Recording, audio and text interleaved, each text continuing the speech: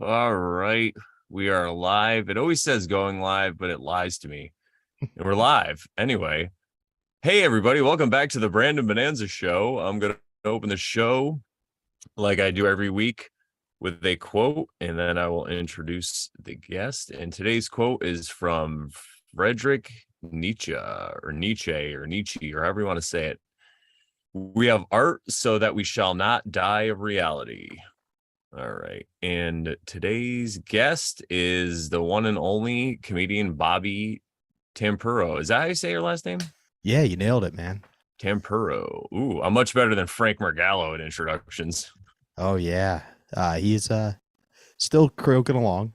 Yeah, I saw pictures of him on Facebook and he was like, I don't know if he was totally naked, but it looked like he wasn't. He had a towel up, and I'm like, Frank, what are you doing? He does crazy Christmas cards every year, so I can only hope it has something to do with that. Oh, I didn't think of that. Yeah, no, for those of you guys who don't know who Frank Margallo is, he is a comedian who's 76 years old and he puts on shows and he's like one of the best humans ever. He's awesome.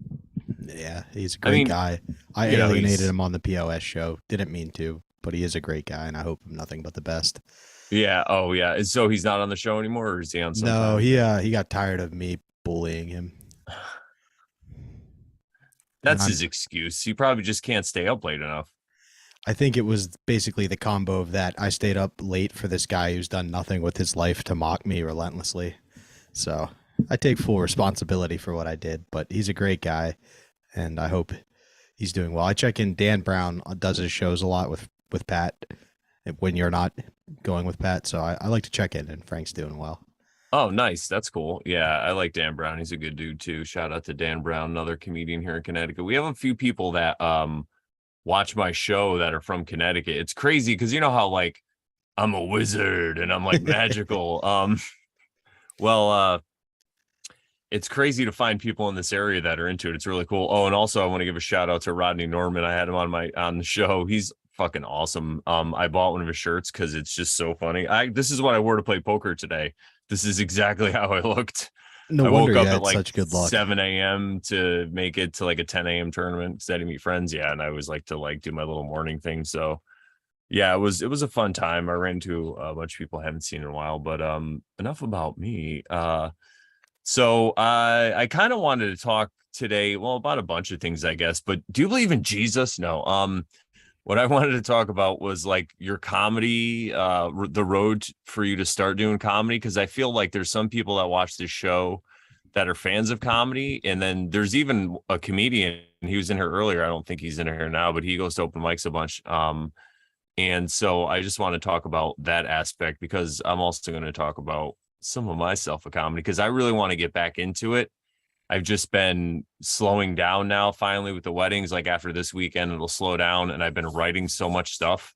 And I'm so excited to just go up there and like, because Yeah, like I don't have to tell, like, even when it sucks, it's great. Like, that's what I tell people, like, absolutely. Like I go home sometimes on the weekend to work at Dick's, like I stay with my parents, and they're like, "You're always in a bad mood when we see you," and it's like, yeah, because this is the one weekend where I'm not living the dream.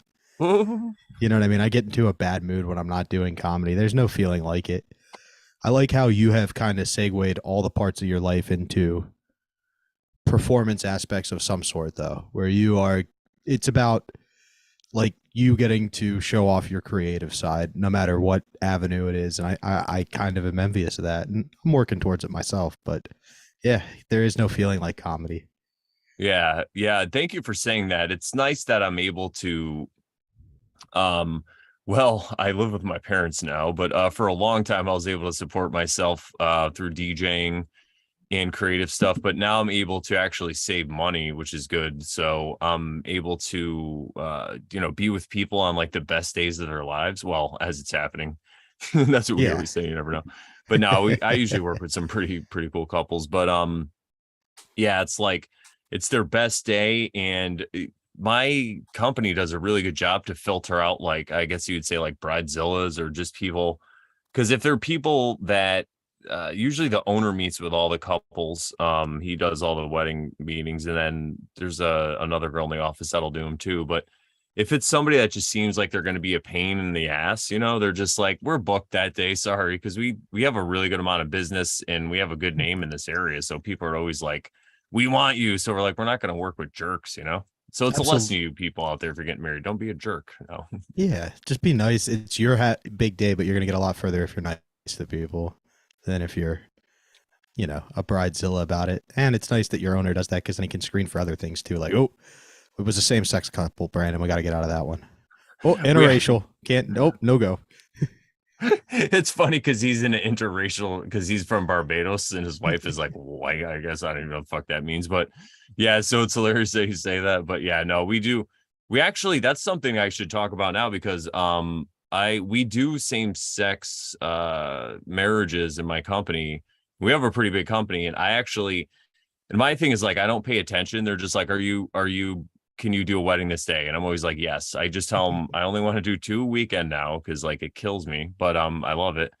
And I'm like, just yes, yes, yes. So I had 2 same-sex ones recently. And it's funny because I had this whole like change of mind on what that was in my own life. Like originally, I mean, I've always just been okay. Like it doesn't bother me. Like Pat Oates says it perfectly. He's like, I don't care who you fuck, like just be cool. Like that's all that matters to me. And then, but I had kind of like a different, my worldview opened up a little bit as to what some of that could be. Like I grew up and one of my uncles was gay, and I just kind of, they just like, he was married, but I wasn't even born yet, had 3 kids, and then he like got divorced and came out of the closet or whatever you call it. And then I was born, so I always knew him as just Uncle George, and like that was just a natural thing, right? Yeah. And then I always kind of thought that for a while, but then as I started to get into like working on working on myself, like my behaviors and stuff, and I saw how a lot of the things that I was doing, like basically just going out and hooking up with women, it was because of things that happened to me when I was younger. And then I started to see how like my behavior was kind of like, you would say, some gay people's behavior, the sound, like the ones that are just like over the wall crazy, like at clubs all the time, just doing uppers and stuff. That have No been so judgments, man. so repressed that now they finally get to express it, and they're expressing everything. They're like Amish kids on Rumspringer. You Yeah, know. yeah, yeah. So I started to see how it could be from trauma that happens to children, and that maybe there's issues there.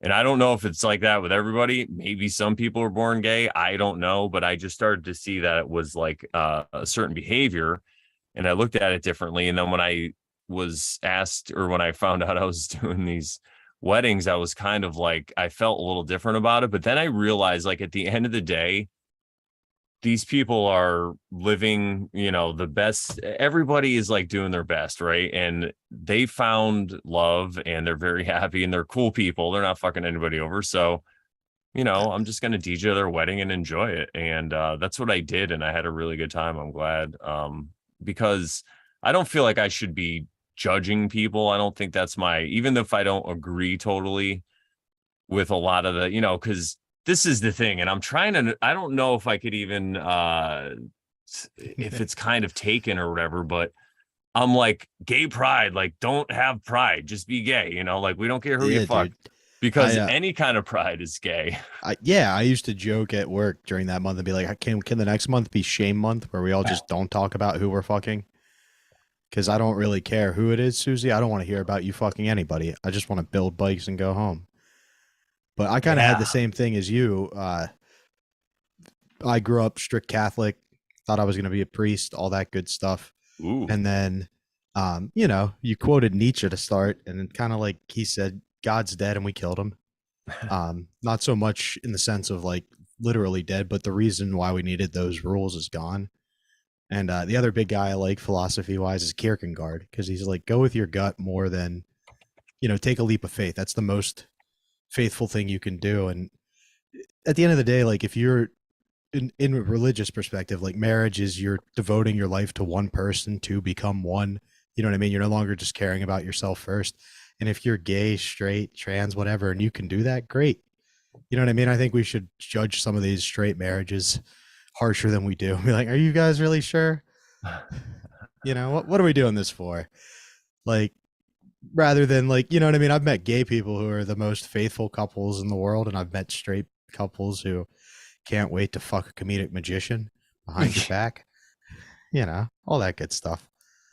That's got to be worse, right? A comedic magician. That's the thing. I think it all comes down to behavior, and what happens is people just point fingers, because when you point fingers, then you don't have to worry about yourself. And I like what you said about those philosophers, because I think the whole Nietzsche quote where God is dead, some people will just say, kind of misinterpret what he was saying there. They're like, I don't think that means he's like an atheist or something. You know what I mean? He's just saying, like, look at your fucking selves. You're acting like God's dead. You know what I mean? Yeah. Like, And I think the guy who taught it to me was like Nietzsche. A lot of people say he was a nihilist, like nothing matters, all your rules are wrong. And he was like, no, he's the answer to nihilism. Like, okay, all those rules, we had religion because what the fuck were we doing as people? You know what I mean? We were just running around. So we need this set of rules. This is how you're good and bad. We moved past that. We need a new set of like what's driving us to be the best things we can be. And that's what I think that quote means. You know, like he in what is it, the thus spoke Zarathustra as the tightrope walker who falls and everybody laughs at him, and he's like, no, don't you get it? He tried to walk across the tightrope. That's better than just sitting on the ground looking up. And that kind of changed a lot of my perspective on life. Like, go for things. You asked how I got into comedy. I mean, I was on the path at that point, but like learning that and really getting into Nietzsche kind of solidified it. wow. There's more to Bobby Tamburro than meets the eye, everybody. He Yeah, doesn't just absolutely. talk about his dick. No, I'm just kidding. No, I but I just do. I do. I said that recently once. I'm like, I can't go to a show right now. I'm like, some guy's gonna be up there talking about his dick, and I'm like, what about everyone covering the smiling faces? Talk about that. Talk about the medical experiment that's going on. Anyway, Yeah. um, but no, yeah, I love what you said, and that's kind of the path that I found. And what it is that it's actually the reason why I feel like mainstream didn't want people to get away from religion is because religion is a tool of control, like organized religion. But what I found, like, so originally I saw that years ago and then I threw it all out. But now what I realize is that there's a lot of truth in what they're saying. Even in the Bible, there's a lot of truth, but there's different ways to interpret it and look at it. And you could, like, when I started studying symbolism in language, and I realized a lot of the roots of these words and how they change all the time, but symbolism always stays the same, and it's up to you to interpret it, just like you said, with your own feeling. And when I got more into that, and then I would, because I used to read, or I still do sometimes, or I'll listen to like the Bhagavad Gita or certain things, but I also like to go and revisit the Bible, because now that I'm like, oh, that's what they were saying, like, Yeah. oh, and yeah, it's really amazing. And I think that that's why those guys get demonized, I believe, because the people who are demonizing them are probably connected to the ones that are trying to, like, you Control know, everything. herd the sheep. Yeah, absolutely. And like, what better way to control people than for eternity, you're going to be tortured if you don't do what I say. And like, Yeah. I fell out of religion, obviously. Part of it was like, as I was going through a dark period of my life, the whole like mass changed. Like, they changed the Nicene Creed and all this stuff. And it was like, wait a second. I thought you said this was the word of God, and now we're reinterpreting it. You know what I mean? So I put that doubt in there. But now, like, kind of what brought me back is more like looking at Jesus as a philosopher.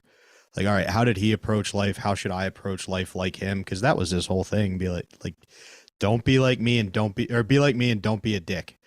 Like, that's pretty much what modern Christianity boils down to. And if you apply that to a lot of, like, obviously the Catholic Church is the biggest one, but the Church of England, any of the Christian things, and you're like, hang on a second, why can't the Africans use condoms but also can't get abortions?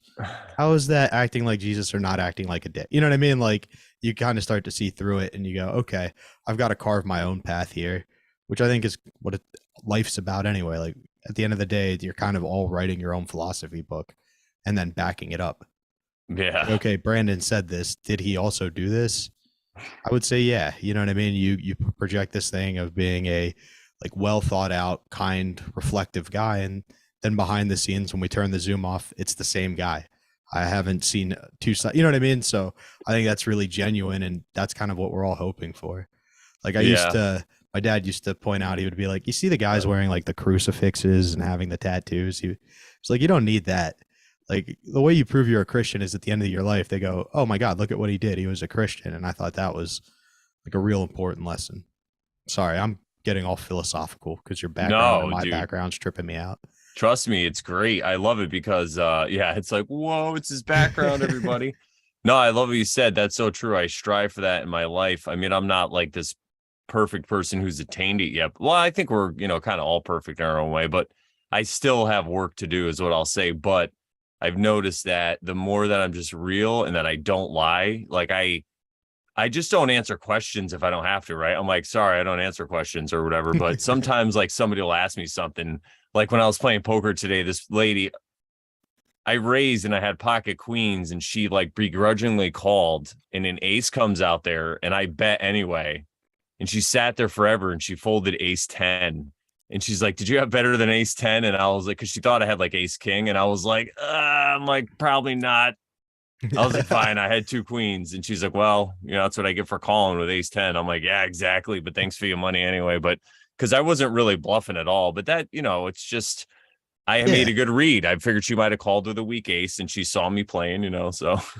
Yeah. And you never know. And like, again, but then you're on the spot like, I know for the good of poker, I should not tell her what I had, but I'm a good guy. So, Yeah. Well, this is the thing. Like, most people I'll razz or whatever, but she was really nice and like a really cool lady. So I just was like, oh, I'm torn and I don't want to lie because I yeah. Oh, didn't want to yeah. make her feel good. I'm like, Uh, yeah, you and like kind of, Razzigam's part of the sport.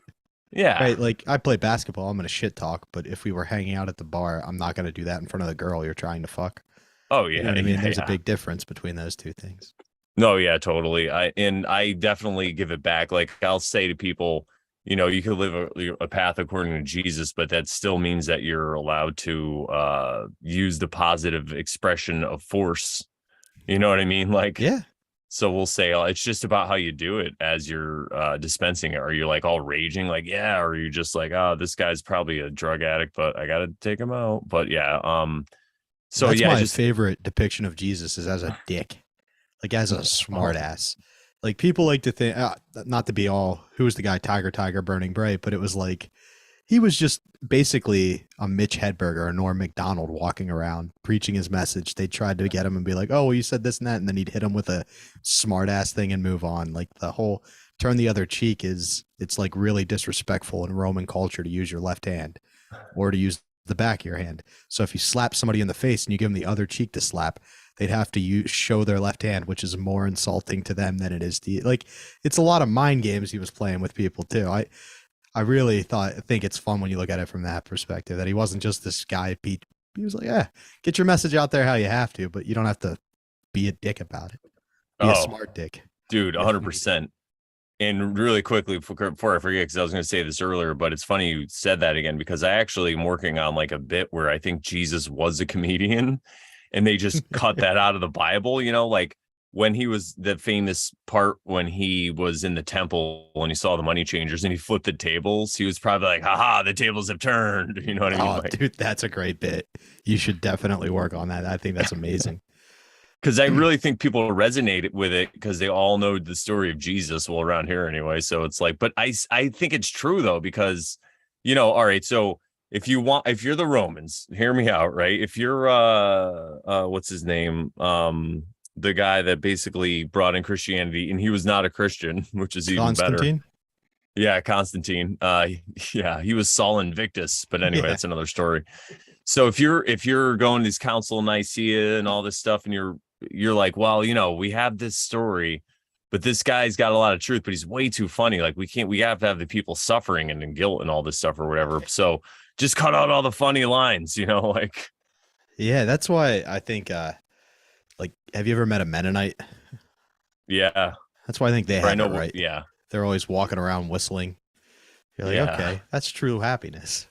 yeah. That's what I'm saying. Like whatever makes you happy. And I really feel like God, the creator, the all, whatever, definitely has a sense of humor or installed it into this realm because depending on how you look at it. So even if you think we're immortal and that we're just gonna either come back or who knows, we just go somewhere else, then you could not worry so much about death, and then you could even see death in the world, and you could kind of have more of like a sense of humor about it. Like some of the comedians you mentioned, like Mitch Hedberg or whatever, or even though he was kind of silly, but you can have this view and nothing can really get to you. It's like a shield, and then you can also share it with other people because even if somebody disagrees with you, like my friend, I tell this story a bunch, but I ran into my friend in August in Atlantic City. I was leaving a DJ convention with two other DJs. Everyone's like DJ convention, we're looking at equipment or whatever. But and he was getting there, and he happens to be Jewish, and he happens to he's a nice guy, but he happens to fully believe in the 2020 thing. We'll just say that. Okay. So one of the guys that I was with was like, "Hey, Brandon, tell him that thing you told me on the way down." And I was like, "Oh, about the Holocaust," which I didn't make up. That's a Owen Benjamin thing, I believe, or whatever. That's where I heard it. But so I said it in front of him, and he laughed. This guy Ari laughs, and then he goes, "Oh, that's offensive." And I was like, "You just laughed, fucker. You can't be offended. Can't be mad now." It's worse that you're offended because you laughed at it. I'm just a silly guy who looks like, because you kept calling me Jesus, which was even funnier. It's like, "Oh, it's Jesus." So I'm like, all right, guy. Yeah, we'll play this game. Why'd you crucify me? He was just kidding though, but he was kind of not. But yeah, it was hilarious. So yeah, dude, I think you just gotta making people laugh is it's one of my favorite things to do, honestly. I'm sure that's why you got into it. Yeah, absolutely. I mean the real story is a lot sadder than that, but I mean at the end of the day, that's literally the greatest feeling in the world. You know what I mean? We did a show, it was a cancer benefit on Saturday, and a woman with cancer was like, "Thanks for making it worth coming out this evening." And you're like, boy, I was just telling dick jokes. I didn't do anything that mattered. There's doctors in this room. You should thank them. Well, I mean, they do say laughter is the best medicine. So it's possible you could have cured somebody. Not that we have the cure for cancer, YouTube. But what I'm saying is, they say laughter's the best medicine, man, but you're not looking good. So I'd recommend chemo and laughter. Don't go the Steve Jobs route. You're not looking. Hey, man, I don't know. I've seen some crazy things. So I'll just say, I want to back up to what you said about living like the path of Jesus, right? Like if he was a guide stone. So my thing is, as long as people have that as their idea of how they want to live, then I don't care about any. I don't want to argue with anyone anyway, but I'm cool. And then I just like to wonder and ponder, are we living on a spinning ball? Is it a flat plane? Is it a simulation? Is it a spirit realm? I think it is. But all these things that we talk about. So I feel my point of view now is I really think a lot of this has to do with belief. I think the warning on the side of the cigarette packs is what gives people cancer. I mean, they do put a lot of crap in there. It's maybe both, but what I'm saying is I think that people who believe this stuff, because a lot of them seem crazy, I used to go to Born Again Christian church, when I was in 4th through 7th grade, and I saw some shit. I saw people actually get healed from a faith healer.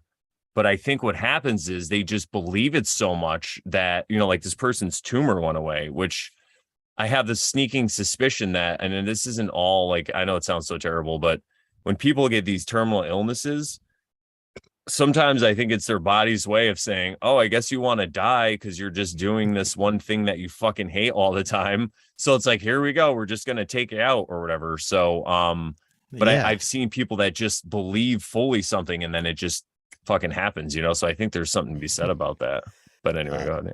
No. That's actually kind of like a bit I'm working on a little bit, which is in all my 20s, I just kept thinking I want to die over and over. And now my body finally listened as things slowly fall apart in my 30s. And it's no, life's going good now.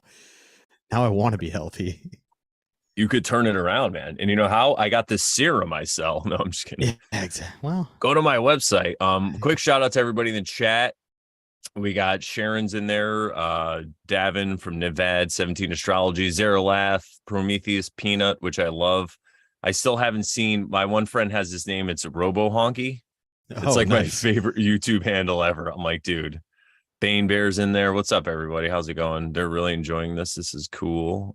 Yeah, see, this is this kind of stuff that my homies are into. So this is I kind of figured it would be kind of this route.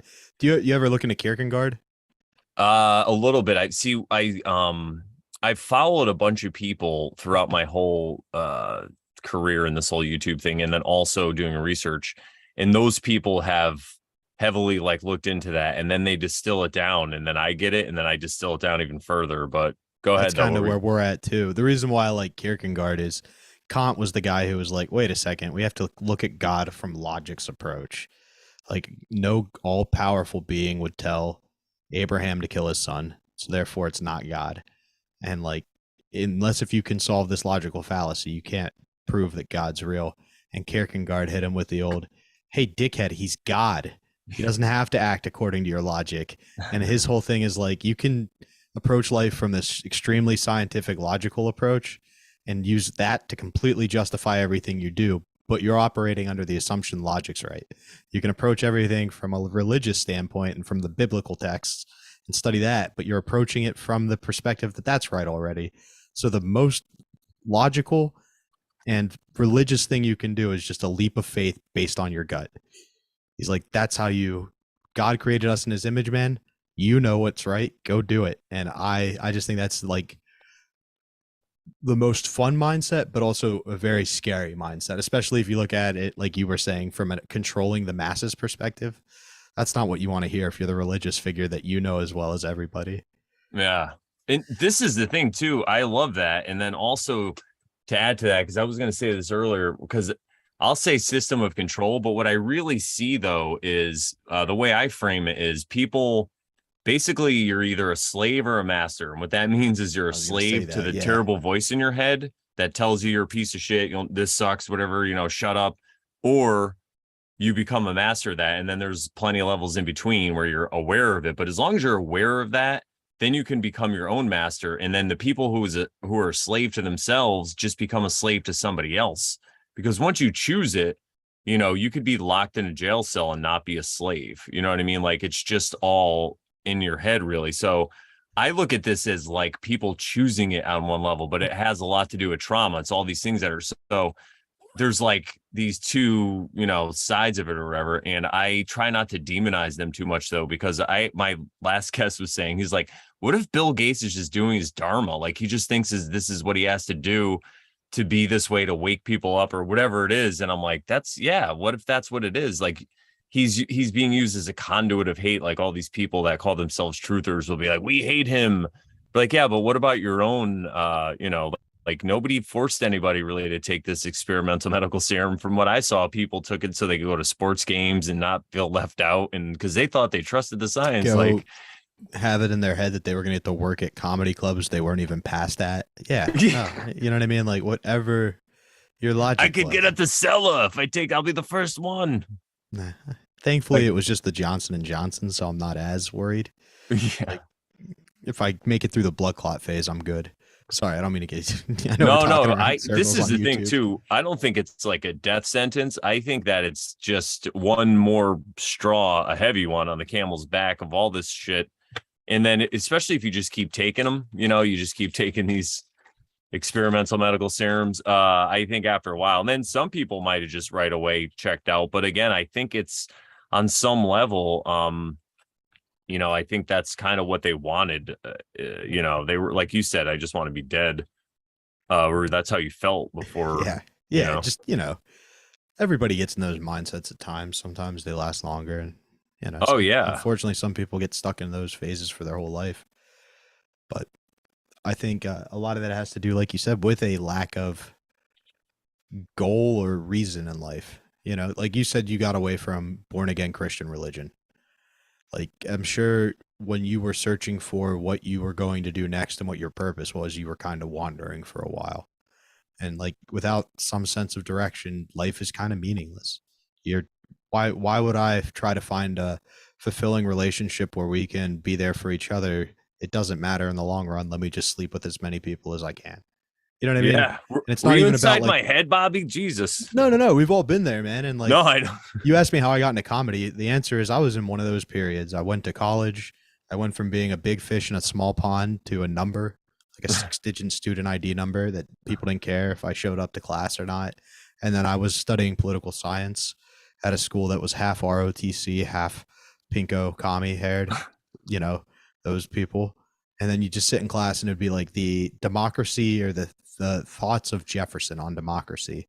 And like one group would be like, Jefferson's the man. He did what was right for this country, strict constitutionalist. And then the other group would be like, he owned slaves. And then they would be like, if he was here today, Jefferson would be appalled with what the Democrats are doing. And the other side would be like, he'd be appalled. And I'd be like, he'd be like, what the fuck is with the moving pictures? How do you have permanent candles? Like, he wouldn't even fathom. And we're going to fail this test. None of us have heard what the teacher, like, he hasn't taught anything because you won't shut the fuck up. How dare you be the voice of reason? Exactly. And then like you start to realize things like transubstantiation's a little questionable, and so you lose that faith you have. And I was just kind of wandering, and I had a ex-girlfriend at the time, and we were still like cared about each other, but she was like, we were on the phone and I was like, yeah, I just feel like I peaked in high school. Like it's all kind of downhill from here. And she was like, that's the saddest thing I think I've ever heard somebody say. If you just pick something and went for it, you'd be good at it. And the next day I did my first open mic. And it was like, oh, this is what I want to do. And been doing it since. And now you've been on the Brandon Bonanza show, so you surely have peaked. Yeah, so where are you now, bitch? Huh? Yeah. Huh? No, that's awesome, dude. Well, sometimes people are in our lives for certain things, and she said what you needed to hear at that moment. Absolutely. So. And faith, religion, whatever you want to call it, like right when I was kind of at the point in my life where you have to decide, are you going to commit to this, or are you going to just keep it as a hobby and get a real safety net and everything? And like she re-entered my life at that point. I kind of had to choose between her and comedy, and the rest is history. Oh, we all know what happens there. I remember that. I chose her, and then she don't. No, I chose her, and I do comedy on the side. No, she doesn't even know I do this. Shut up, bitch. Yeah. What was I gonna say? How about you? How did you get into comedy? I feel like that's a great question. So I've basically been doing comedy my whole life. I just was never on a stage. And like in the Marines, I used to make fun of the officers behind their backs. And then one time they pulled me into like the main area, the maintenance controls. I worked on aircraft, and there was a bunch of all the enlisted guys were in there. And this one guy that I always would like make fun of, he just left. He was an officer, and there was even officers in there, the sergeant majors in there. And they're like, all right, do it. I'm like, do what? They're like, you know what? Like, do the impersonation. So I'm like walking around doing this impersonation in front of everyone. And they're all laughing. I grabbed like the sergeant major's uniform. I'm like, oh, like this guy would have killed me. It was great. That is amazing. I was worried it was going to go the other way. And he was going to be like, now you're going to run in that character. Yeah, right.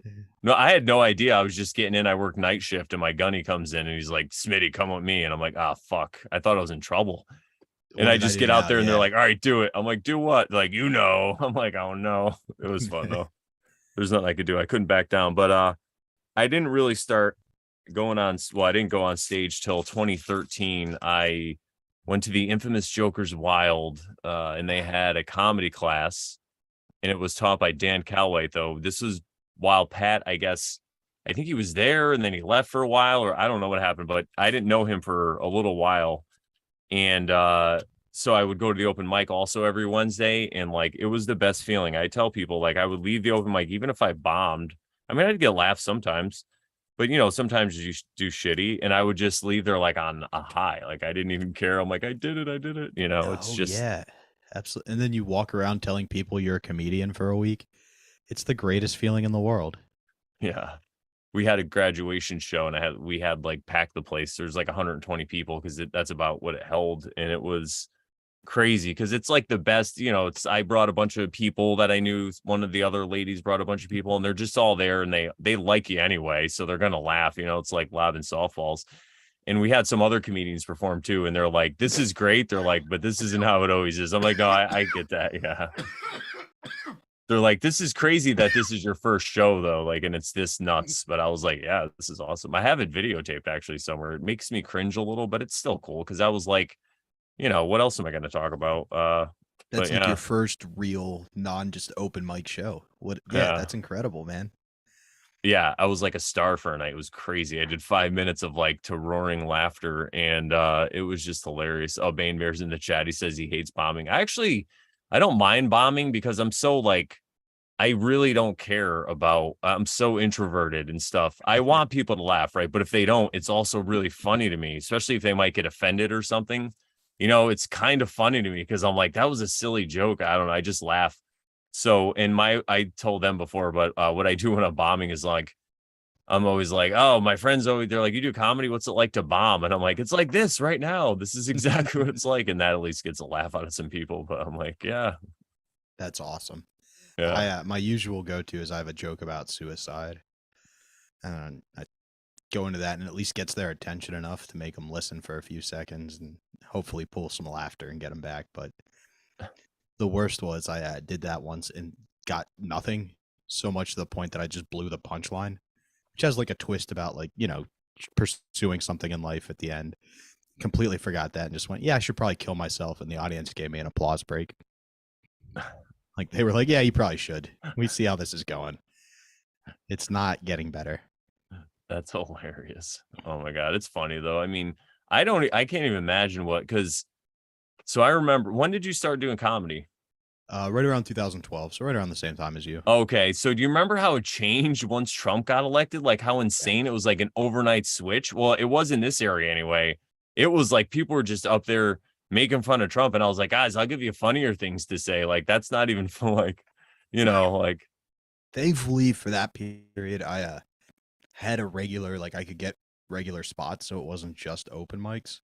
Um, the one basically there's a big metal station in our area, 105.7 the X, and the third mic, the Jim Norton of their morning show, had a contest, and you were supposed to get to open for him at the Wachovia Center.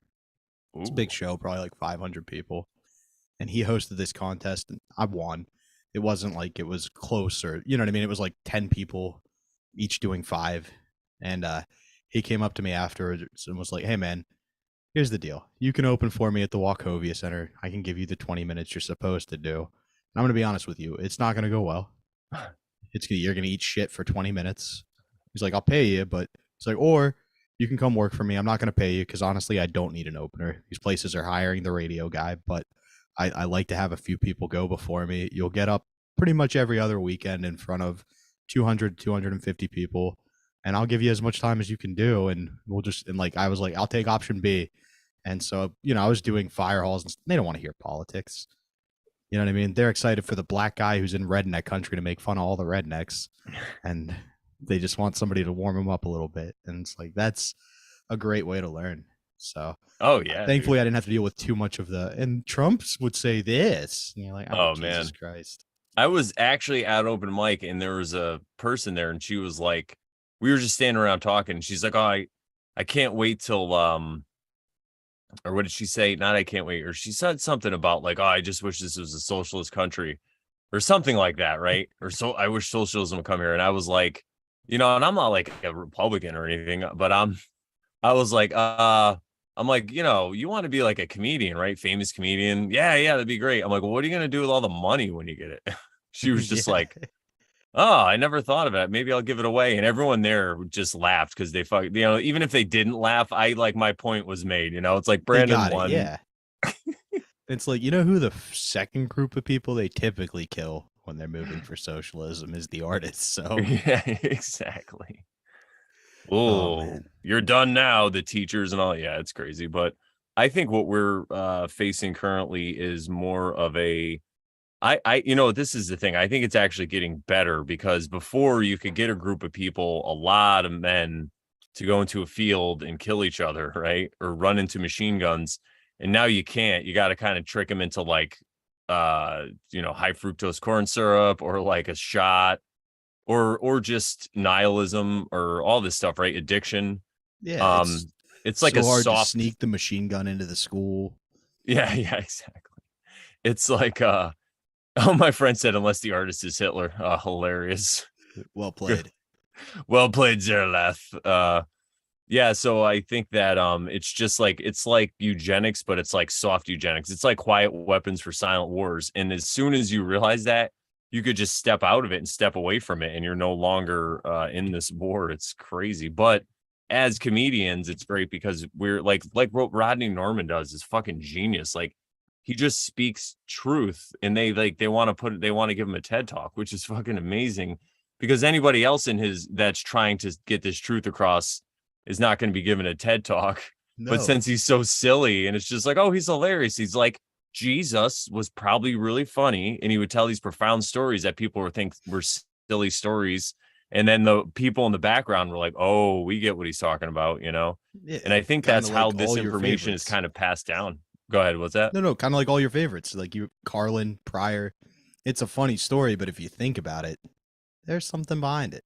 Yeah, yeah, exactly. And the thing about Rodney's is his is like so freaking pure. You know what I mean? Like it's basically like he's saying Jesus's message, but just in a silly way, dude. It's freaking crazy. And that's the other thing I want to tell you about. So a lot of this stuff I got into, that I found out about, like Hermeticism, we'll call it, because people call it like occult information. And that word is so crazy. That's another one of those words that when you say it, people are just like, everybody has a different opinion on what that word means. It just means hidden, really. But Hermetics has kind of been hidden. And it's really just hidden. What I found occult is just hidden from a person by that same by them. They're just hiding it because they refuse to look at this stuff. Okay. uh but a lot of this stuff is it's crazy. It's like, you know, I think there was people like ancient druids that were at a time when this earth was different, were spreading this knowledge, and then they became the snakes that got kicked out of Ireland by the Christians or whatever, you know. Yeah. But I think that it's really interesting, and I think that you should maybe, you know, I don't ever want to tell people to look into it, but there's a couple of things I could tell you to look into, because it really does make it make a lot of sense, especially from your perspective. But again, it's not everybody's path, you know what I mean? Like it's just really, I use a lot of the stuff like when I use tarot, you know, you're like, oh, I think that tarot is a tool, just like a hammer. You could smash yourself in the face or you could build a house. And I like to use all these things just when I'm working on myself or kind of helping somebody with that work on themselves, right? Like you can use it and be a, you know, you could really do a number on people with it and keep them as your financial clients to support you, you know, no offense to anybody, but, or you can actually help people and yourself with it. And that's what I found with a lot of this information. And it's just cool, because I feel like at first I felt like I wasted a lot of my time, because I also grew up in a Catholic, I went to Catholic school for 9 years. So from kindergarten to ninth grade, I was in a Catholic school. And then on the weekends, we were going to this born again church. It was freaking crazy. So like I That's a had to little rough. pretend, Yeah. dude, it was like I was getting it from both angles. And then so then you know, I felt like I wasted a lot of time because I read the Bible a bunch and I was into that. But now I realize that I didn't. It was like training, you know, like it's crazy. Absolutely. Did you ever read the series? I think it's called A Stitch in Time. It That was sounds really big. familiar. They made it into a movie, but like there's this one point where somebody turns into a star and the whole thing is about fighting this darkness. And like the star is comes out and she's like, "Yeah, like a lot of the people you guys think are like gods and stuff were just fighters against this darkness." And they all kind of got close to the message. Nobody really hit it, so like pick out the best of all of them. And like she was like, you know, like Jesus, Buddha, Vincent Van Gogh, and it was like I think that's kind of how religion, occult, you know, if you want to go Christianity, Judaism, like why wouldn't you learn about all of them and pick the best lessons from both or from all, I guess, you How know? dare you? You're gonna go to hell. No, you're right. I think that's what I've been doing. Like I started to meditate, and this went hand in hand with comedy. I think that comedy was like a really big healing part of my life, because I could get up there and so to finish your other question about comedy, so I started doing open mics, and then I realized, hey, I know a lot of people at bars. Let me just start my own open mic. So I started a couple different open mics, and it would make me go more and do it more. And since I was hosting, I could talk a lot. So I would just talk about all the bullshit that happened in my life and try to make it funny, you know, especially when I was opening up, because every Thursday you come, you know, it's like, you know, my 5 minutes. So I'm just going to talk about my week for a minute and then I'll work it in, you know, whatever. But Yeah. yeah, so it was great. And then I could see what stuck and didn't, but it just was awesome to share it with these people. Like no matter what happened to me, I would just be like, well, this is what happened this fucking week, you know, like, Yeah, and so it it's forces you to try to make it funny, right? So let's say you had the worst week ever and you're sitting there with the mindset the world's out to get me. Well, you better figure out a way to look at it from a different perspective before you talk about it on stage. And doing that changes your mindset enough that you can kind of get out of that rut. Or if you're talking about why things went well and you have to like knock yourself down a few pegs, otherwise the audience will hate you. You know what I mean? Like everybody knows no good joke ends with, and then they called me the man. Yeah. You know, like it kind of makes you be a little more humble. Yeah, it's a great way to do it. And like, if you look at early Christian teaching, that's what the message was. It's all these guys who weren't Christians, who were good guys that either converted or like, hey, this is how your teachings match up with ours. And I know during the Constantine era, obviously a lot of paganism was stolen and borrowed, but I think it was more like incorporation, right? Jesus wasn't a Christian. He was Jewish, but he kind of went against the strong radical Jewish or went against the conservative Jewish teachings with this radical stuff. So people are pulling from wherever. Like, okay, this is what Jesus said. Let's look at these other, you know what I mean? So why wouldn't you do that if you go Christianity's right? Yeah, look at what everybody else has to offer. You can't tell me there's not a lot we can learn from Buddhism. A lot of it's the exact same as Jesus's teachings, right? Life sucks now, but be a good person. Yeah, exactly. It's so funny. It's because, like, well, what would Jesus do? What do you think? Like, he hung out with the worst people in society, allegedly. You know what I'm saying? Like, what do you Yeah. think he would do, everybody? You know, would he judge you for not knowing the Bible, or would he be happy that you're living like he said? And he also said, you will go on to do greater things than I, or something like that. So it's like, okay. He also didn't walk around quoting the Torah at people, you know? Like Yeah, he he was going wasn't against the using the Pharisee. established stuff. He was coming up with what felt right. Yeah, he was anti-establishment. He was like the original Zach De La Rocha before Zach De La Rocha said you have to start taking experimental medical serum to come see me perform. Anyway, that's a Rage Against the Machine I joke. am the Jesus Christ. Yeah, yeah, I am an anarchist. Yeah, that's crazy. But again, I feel like, you know, these people are just choosing this stuff. And like, I used to be into like ANCAP and anarchy and stuff. And I, not that I don't think that they were wrong, but I just think that like, I think government is needed for when people need it. Like these people, like if we got rid of the cops, they'd fucking rip themselves apart. Like I used to kind of hate the police, but now I see they're just doing a job that's required. And yeah, a lot of times, or maybe sometimes, I don't know, but they do it really in a bad way or whatever. But it's like, well, you're the ones who called them. You know what I'm Yeah, saying? exactly. You didn't need him. Then why did you call? Yeah, it's not Like good. people would like we would just rip each other apart. You know, it's funny. You can't, like, I know, you know, people have an issue with their neighbor and they can't just walk over there and have a conversation with them. And I understand sometimes, you know, your neighbor's scary or whatever, but sometimes it's not. It's just like petty stuff. And then they'll call the police, you know, and then it's like, come on, man, Now you it's out of gotta, hands. Yeah, we could have settled this just by talking. yeah. That's almost kind of like the downfall of technology too. Like it used to be like you'd have to run and go get the cops, and by the time you get there, you know what? I'm not so tired anymore. I don't really care if that guy's in the park. It's a 3 mile walk to the police station. Let him play his music loud. You know what I mean, or whatever. Now it's instantaneous, and I do think we need a government, but I think we should. I think the biggest issue we have as Americans is that we elect the president.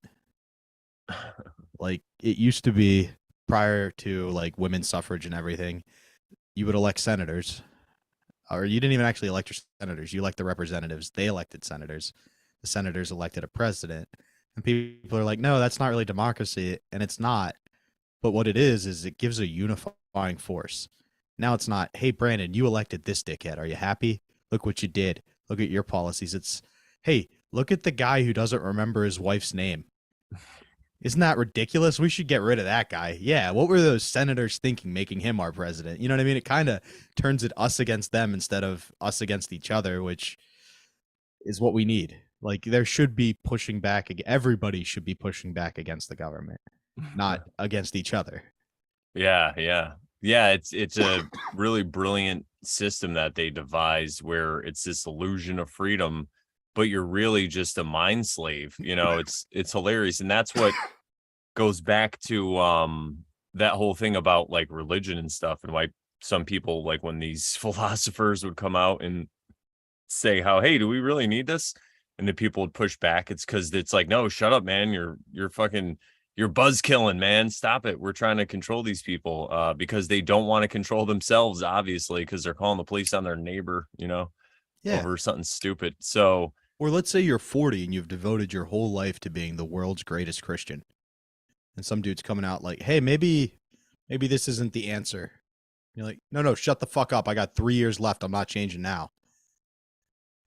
Don't make me think about it. Like, it's a simple thing. If I do X, Y, and Z, I get to go to heaven. Okay, cool. So let me find all the loopholes within there, which is what Judaism really is. Like, if you look past the tourism, it's just rules, and then nope, this loophole doesn't count, or this loophole's okay. And that's just because it's an ancient religion. People spent their whole lives trying to find loopholes to get around what they didn't want to do in the religion.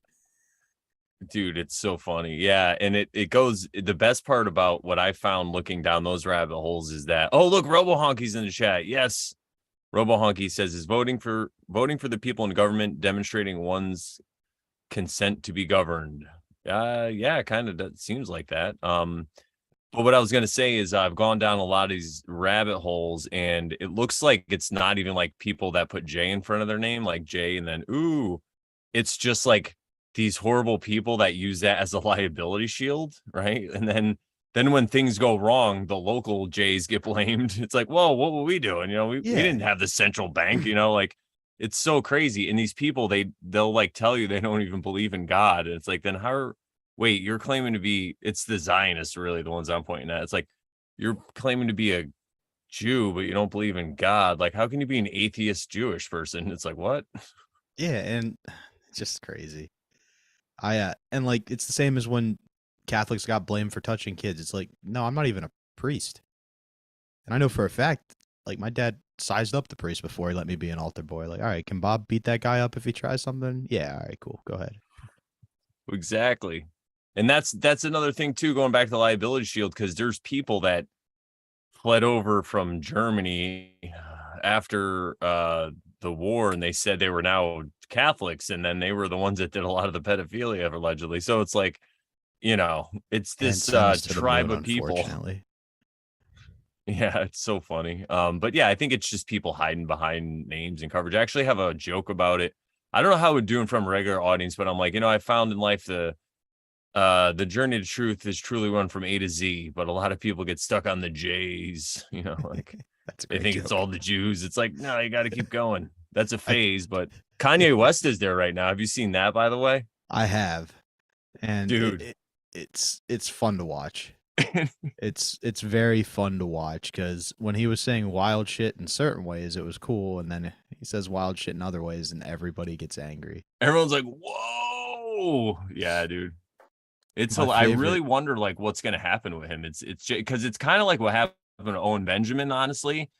But now he's at the stage, like we're in a similar stage where he now realizes it's because he has people that follow him that are Jewish, like he has like Toronto Jew Bear, you know. It's like, yeah, but he realizes that there's these group of people, but then he doesn't even care. Like he'll say like what I say. It's like just do your fucking thing. But yeah, it's funny what happened to him. Like he got kicked out of everything, and his wife even got kicked out of Airbnb. Like, wow, I didn't dude. see that. I did see he kind of like Owen. He proposed the same thing. Did you see that? Like he wants to create his own wilderness for him and his followers to live on. It's kind of like they should team up. Oh, dude, I think that's the thing. Owen was talking about that recently. And he was saying about that about Kanye. He's like, Kanye, this is where you know you're gonna go wrong. It's so fucking hilarious. You know, it's like this is what you do. You just get land, get chickens, you know, like Be very careful when you're driving around the dog. yeah, exactly. Oh man, that was a rough one. Ugh. Um, but yeah, dude, it's I really wonder where what's his name, Kanye is gonna go with this. Like, wouldn't that be crazy if he became like Kanye Truther, you know, like because he has so much. He's really hard. He would be hard to like hide. Like Owen Benjamin was easier, but everybody knows who the fuck. Like Kanye West just has to make his own thing, like a website or you know, like if he made his own social media, it would be over. You know, like Yeah, didn't he? I see he's buying Parlor, yeah, I heard about so that. that Yeah, might be part of it. And I honestly think it ends with an overdose for Kanye. it's possible. He's pretty high up in the world, but I really see a lot of these things as choices. So like if he makes the right choices, because I don't know, man, it's hard to say how deep down like the deals that he had to make with the devil, you know, like do they have any shit on him, you know, like Yeah, and I think the one good thing is he owns his music now, so like he doesn't have to worry about the infamous death contract. or the death Oh clause, yeah. where it's like we can take out as much life insurance as we want on you. Oh, you got robbed at a church in broad daylight. By four guys in ski masks who look awful lot like your record execs. But I do think the issue with Kanye is I think he's a little too brilliant. And you see these people throughout history where like you get so bogged down in your own ideas that like articulating them, you say wild stuff. I think you could argue Alex Jones is a little bit like that. I think he does some for hyperbole and some it's like, yeah, he was right, but the way he said it might not have been exactly how he was. You know what I mean? Like, Yeah. um, even like not to stay on the religious thing, but like the Book of Enoch, where they Oh got yeah. together and they're like, "Oh no, this shit's a little too wild," and it's like, no, this is pretty good metaphor. Like you can really understand what he's getting at here, but Oh I think that's what's going on with Kanye, and hopefully he steers the ship enough, just that he doesn't crash. You know, I yeah. really like what he's doing. My favorite thing with him right now is there's a guy who's a rapper on Twitter who's like verified and changed his handle to Yay and like puts the same picture out and would just tweet wild stuff like Kim Kardashian doesn't like black people. She sang along to a rap song that the guy said the N word more than 5 times, and she said it every time, and like just pretending he's Kanye. And so he does this for about like a couple of weeks. Each tweet's getting like in the 100K of likes and retweets, and then afterwards he puts it all, and it's all to one of his rap songs. And he's like, "This is the song she was using. This is what these Jewish people I posted were dancing to," and it's all like getting. And his song hit like 3 million views in an hour. Like it blew it up out of the water. I was like, good for him. That's just brilliant marketing. Wow. Yeah, dude, that is crazy. It's nuts. And that's the thing about this generation where the younger ones, I think that's what this is really a part of. So as consciousness evolves and changes and people, like I said, they won't put up with like World War I and II anymore. They put up with jabs now, but I think that's going to be going away soon too, because it's just so easy of a fall guy because there's so much information on why it's just all bullshit. It's just the people are just true believers and they believe the science, which is actually a trademarked thing, the science.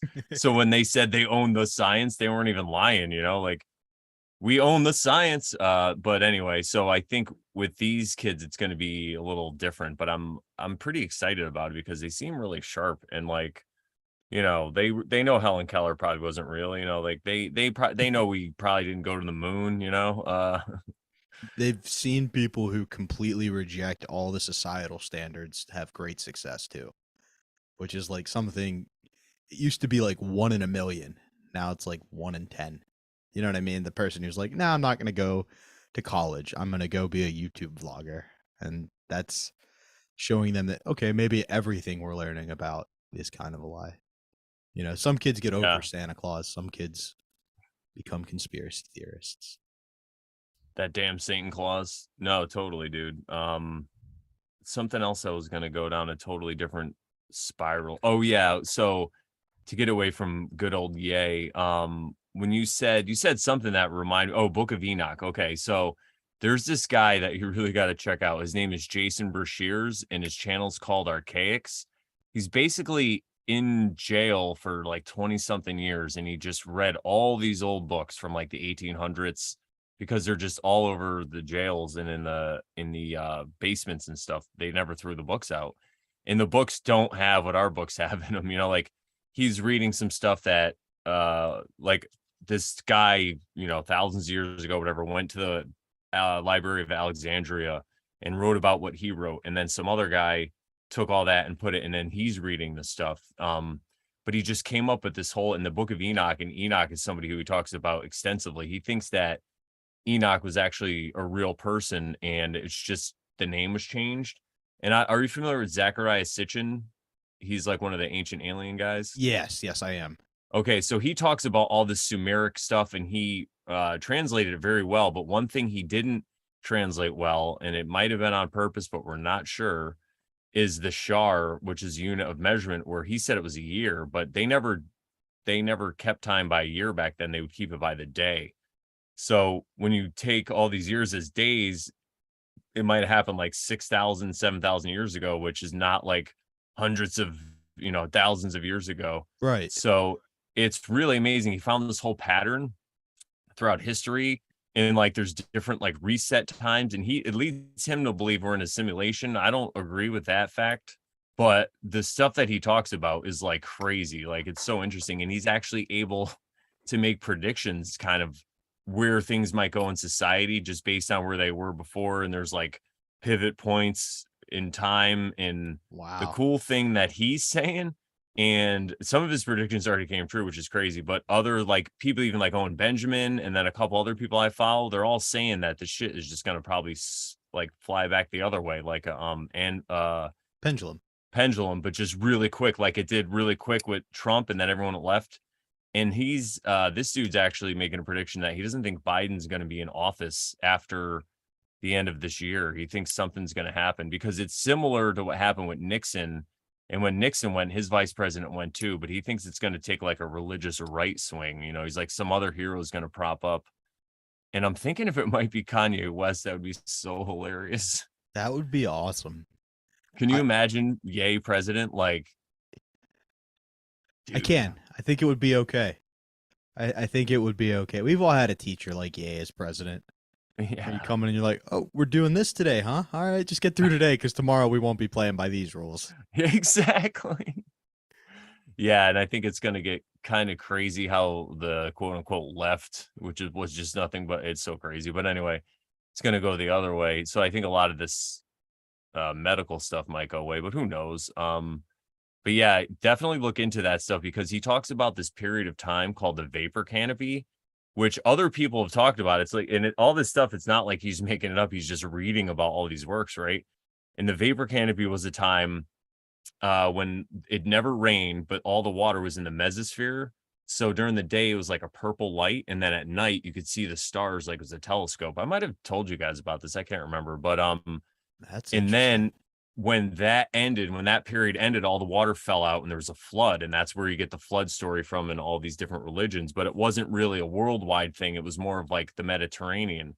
And then there's also a lot of documentation that said that at one time the Mediterranean was more like just lakes. And there where the Rock of Gibraltar is that separates the Atlantic, it was more like a wall, and then something broke and there was a giant flood. He's like, that's why there's all these civilizations under the Mediterranean. And it makes me think Wow. of fucking Tolkien, like hardcore, Yeah. right? And It's like, I've what always was he said, saying in that?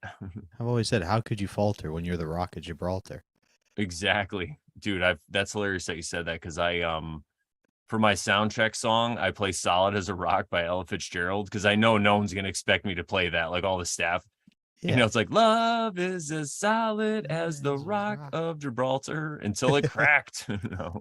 I was just quoting our boy Ye, Yeah. Oh shit. Yeah, the that's right. Diamonds remix. That's yeah, I love getting into that, like the Book of Enoch, or not the Book of Enoch. I already said that. The Epic of Gilgamesh, like pre-biblical writings, I think is very fascinating to get into. So I would definitely link me Archaic after this, so I could give it a Yeah, because listen. the It's cool a thing rabbit about hole. it is there were giants. Like that's why you find all these bones. And dinosaurs were just probably big lizards or whatever. Cause like dinosaurs are allegedly so easily falsely proven. Like if you just look into it, that's one of the fun conspiracies I would point people into before, you know, conspiracy theorists were dangerous when I was still like funny to talk about that. Now I don't, I'm like, yeah, go ahead. I'll give you a ride. You need a shot? Let's go. Like, whatever, What are we dude. doing? Like, Yeah. but, so I would always point people to dinosaurs because it's like definitely the petroleum companies made that up. You know, it's so funny. But anyway, there was giants and like plants and a lot of these that I forget the name of it. Maybe somebody in the chat will know, but there's this big mountain. And if you look at it closely, it looks just like a big tree stump, you know, and it's like, was that maybe a big tree? Like, yeah, Interesting. yeah, it's very interesting. And And is the that where other we get interesting lizard thing, people from? So like the angels fucked humans. We got these giants that were like giant lizard things. Is that then they evolved into Jay-Z? something like that. I just think that this where we live. So you know how you have people, you have like flat earthers and round earthers. Like, so I say if you think we live on a spinning ball, or if you think we live in a flat dome with a physical like firmament, or if you think we're in a simulation, it's all materialism. So I believe we exist in a spiritual realm, which is kind of like a simulation. but it's something we can't understand because we're in it. We didn't create it. You know, we're not supposed to understand that. I think it's supposed to be a mystery because we're here to do work. We're basically here. I feel like we're energy, right? We're just having this physical experience, and in this physical experience we could have free will, so we could choose to be evil or bad or do all these things and then see how it feels, and then have the chance to come back around for whatever reason. So I think a lot of this stuff is kind of internal, you know, like we're all just sharing this experience together. So I even like, because I know people are flat earthers, I know people are ball earthers, like I get along with all of them because, you know, we're all trying to have the same message. I don't want to bicker about where we live, but I always remind them, I'm like, isn't that a little materialistic? And they're always like, fuck, because it's true. A lot of these people will rail against materialism, you know, but I'm like, hey, look back a little further. You're Yeah, real we're close. focusing on literally the material the Earth's made out of. Yeah. Yeah. And I it's love when you get these like real hardcore atheists that are like simulation theory is definitely the answer, like Elon or Bill Gates, and it's like, okay, so what you're telling me, right, is we are here in some sort of trial simulation where we're supposed to act a certain way, and there's some overseer programming it that kind of knows what's going to happen in the overall. You see where I'm going with this? It sounds like you're just science-ifying my religion. Oh, I got your sci-fi in my religion. You got your religion in my sci-fi. and it's funny that people can't see. And the thing about that guy Jason, he's a simulation guy, but he doesn't come at it from that angle. He just it's the only thing that makes sense to him from his point of view, which I get. But he doesn't like get all excited like, you know, Neil deGrasse Tyson or whatever. Right. We're living inside a man, you know, like yeah, No. it's crazy. But And yeah, I'm glad that we agree on that because it's so like silly. if you look at like all the major religions, philosophies, it's about an internal struggle, not an external thing. And that's so why wouldn't life be a series of challenges presented for you to overcome, whether you want it to be for a religious reason to determine, you know, are we putting your scale hard on a scale, and if it's too heavy, you get reincarnated and have to try again, or, you know, whether it's just this is life, there's no meaning, we evolved from lightning hitting a bunch of DNA. Like life's going to present you challenges and it's about how you handle it. That's how people are going to analyze your life. Okay, these are the obstacles Brandon came up against. This is how he handled them, right? So it doesn't really matter if there's a God or not. That's life's about overcoming obstacles. And if you go, God's within you is what a lot of the religions say. He put himself in you. It's like, oh, or maybe does that translate into the struggles an internal one? Like how many days do you wake up and you're like, what am I doing with my life? Am I screwing up? Should I have gone to law school? Were my parents right? And it's you gotta have faith in yourself, or you gotta have faith that this set's gonna go well, or that people are gonna like this sketch. You know, whatever it is, and whether you want to put faith, God in there, or just I don't know what the occult's meaning for life is. I apologize, but you know, God could be one answer, atheism could be another. Are you trying to be the ultimate man? Are we pushing to, or are you trying to be Superman? Are you pushing for to better yourself every day? You know, so I think that's really when you boil it down, it's like making the most out of what you've got. I like Dante's Inferno, where we had to make it in school. Like, what was your last level of hell? And I put a mirror, and my teacher was like, "Fuck you, man! You're calling me the devil." And I was like, "No, like the devil is you in the mirror. It's what you could have been. It's like you have to look at what your life could have been if you had lived up to your potential. Whether you want to go, yeah, you go to hell and you're showing a movie screen with your eyes open like Clockwork Orange, or just every day you kind of realize you look like a healthy guy, right? You hike a lot. Some days you don't. You sit inside and go, ah, it's raining day. I don't feel, and you feel like a piece of garbage. That's kind of your mini hell for the day. You know what I mean? So it's just push yourself. Yeah, That's how you dude. find happiness. 100%. Hell's here on earth. Like I see, you know, I'm sometimes around some extremely rich people, probably because of my glowing personality. And some of them are happy and some are just fucking miserable. You know, that doesn't matter how many millions they have, you know, and then, yeah, dude, it's totally about that. And I think if you can find a purpose, like every day I wake up and I'm just like, this is great. What are we going to do today? You know, like, I Abs- mean, I'm not always happy about everything, but you know, no, and nobody is, but it's about trying to be. Like I work with a guy who hates when you talk about how successful he is, but he has 2 Oscars for sound production. And you nice. wouldn't know it. Like I for the first year and a half of working with this guy, I was like, oh, he's just kind of an enthusiast because he was that into sound production. Like he was too into it for it to be his day job. And then you realize, oh, he's happy and successful because he found what he was supposed to do. He could make, just enough to support his family, or he could be a billionaire and he would have the same level of happiness because he's doing what he thinks he should in life. And I see that in you a lot. That's why I love doing the POS show with you, or this was fantastic as well. But like, you Oh, love what thanks, you're dude. doing. You believe what you say. You're not putting a message out there because you think, oh, this is what people want to hear. You're like, this is what I thought today. Right? The Yeah. copper. I thought about this. I'm going to say it. It's not mean. I'm a funny guy. People laugh, and they did. Yeah. Yeah, dude, exactly. Cause what I often realize is most people don't want to hear my message. That's why I think about and and it's like, did you work on yourself today? They're like, shut up, the Giants are on, Brandon. I keep saying, I'm like, the Giants are playing the Cowboys. We don't have time for that right now.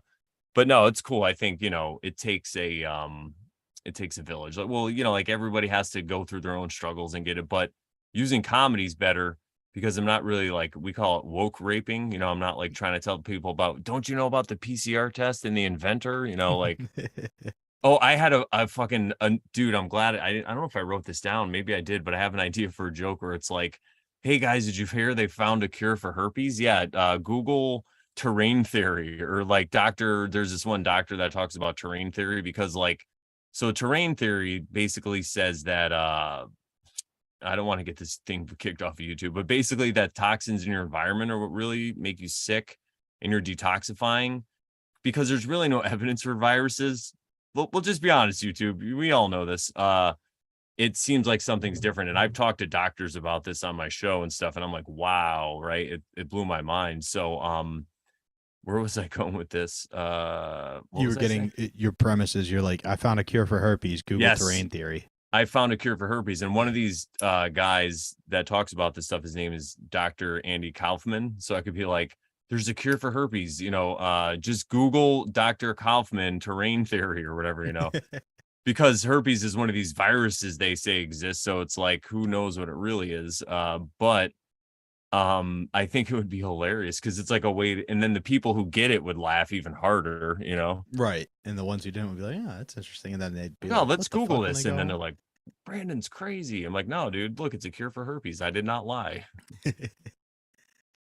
I thought Dr. Kaufman just came out and was like, you might think you can beat me because you're a hick from Memphis, Tennessee, but I'm in Hollywood. Yeah. There's I kept calling him Kaufman, Andy Kaufman. I'm like, it's too close. But yeah, I think humor is a great way to do it because I'm not just trying to like woke rape people. It's like I'm buzzkilling their good time. It's like if someone's an alcoholic, but they don't want to quit, they're just you're just buzzkilling their fucking high. Yeah, exactly. And like, you're not changing anybody's opinion through anger. I've never had someone lecture me into me changing my beliefs. I have laughed into changing my thoughts. Like somebody's presented a situation so ridiculous that changed my entire belief structure. You know what I mean? Immortal Technique. He said, you're as stupid as a pro-lifer who's for the death penalty. And I went, wait a second. Run that by me again. And it made, in that moment, I was like, oh yeah, well, why would I be like pro death penalty and pro life in the same breath? That doesn't make sense. You know what I mean? And Yeah, I know exactly what you mean. that'll change it, not somebody presenting the stats on this is what happens in unwanted pregnancies that are forced to, all that shit. Just a joke. Yeah, no, I know what you're saying, dude. It's fucking mind blowing. And that's another one of those crazy rabbit holes that when you go down, you realize that it's actually eugenics. And it's funny because the people who are pushing it are the same ones who are supposed to be against racism, but it's like one of the most racist things that exists, kind of, but not really, kind of. It's so weird. It's like so nuanced. You know what I mean? Like, oh man, it's hilarious though. That's why you can laugh at it because you're like, wait, they want to get rid of them, but I thought they were the side that loved the people with darker skin. It's like, what's going on here? Oh, they Yeah. can't afford that class, and it's not like that's the other thing. Oh, it's all black people. I'm like, no, I work for a black guy like who is a successful businessman who has a crazy drive like that dude. So that's not what I'm saying, but there is a class of people, and trust me, there's a lot of white people I know that are on welfare or whatever it is, And it's like, no, this is just to get rid of those people because we just can't, the system can't afford more. So they just give them an easy way out because all they want to do is booze it up and fuck. You know what I mean? It's like, Yeah. what are we going to do? And then you take into the fact that, like, what, in the 80s, I think it was like 75% of death penalty cases, DNA exonerated. And it's like, Yeah. okay, so you really don't know, you know? Let's just not take our chances. Plus, what's more of a torture, dying or like life knowing there's never getting out of jail? That's a hell for me. Doing Yeah. the same thing, there's no chance of change. Like, Yeah. And that's, I think, what Jesus would do. Like I always say, in the moment, if someone's trying to stop your heartbeat, you have the right to try to use whatever force. But like after the thing's done, we don't like Gandalf says to Frodo, surely Gollum, or no, Frodo says, surely Gollum deserves death. And Gandalf's like, so do many who live, but also many who die deserve life. Can you give it to them? And it's like, whoa. whoa, yeah. I just, what negative comes from letting the person live and potentially become a better person? All that is an example for people who are doing bad things now to be like, oh, I can turn my life around. You know? Yeah. I mean, I agree, keep them quarantined from, kids or whatever, but again, yeah, I think we can't understand God. And you could even, like when you were saying before about the occult, hermetic, whatever, people, I just kind of say there's a creator, I believe. We can even be aspects of that creator, like I'm not saying I am God, but I think I could be like Frodo in the mind of Tolkien. Yeah. I think it's kind of like that. But what I'll say is some people will say the all, some people say the all father or whatever, but it's not really a big deal. But if you think about God, I don't remember what I was saying now. My cat's scratching and I build these worlds in my head when I'm talking about things and I'm like, ooh, that's a pretty place. You were saying the occult, Right there isn't a before that though, I creator. You was were just saying, explaining that, like, you say there's a creator and that's who's in charge, and you were kind of going from there, but you didn't really set me up for where yeah, we were going. that's My all right. bad. It'll come back to me. But yeah, I think maybe it was about, oh, okay, so I know we were talking about letting people live. Oh, so I think there's a grand plan, right? The God, the all, whatever. There's a plan, and who am I to question it? That's why I was in a black barber shop because I used to get, you see the pictures of me with the mohawk. I used to go with my friend Dwayne, the one I just talked about, owns a business. He'd bring me down there. And dude, it was the best place. It was so funny. And they loved me because I was funny.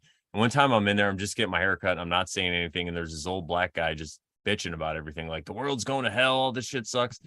And I go, hey, can I ask you something? He's like, sure. And I'm like, you're a Christian, right? Because he had, he's talking about Jesus or whatever. He's like, yeah, yeah. I'm like, you believe God's perfect? Yeah. Okay. Do you believe God created everything? Yeah. Well, then everything's perfect. He's like, what? I'm like, you're just questioning God now. He's like, you're crazy. And he like walked out. But I'm like, So either, yeah, accept it and realize everything's happening for a reason, or analyze all your beliefs. Maybe go, hey, this isn't it's the truth.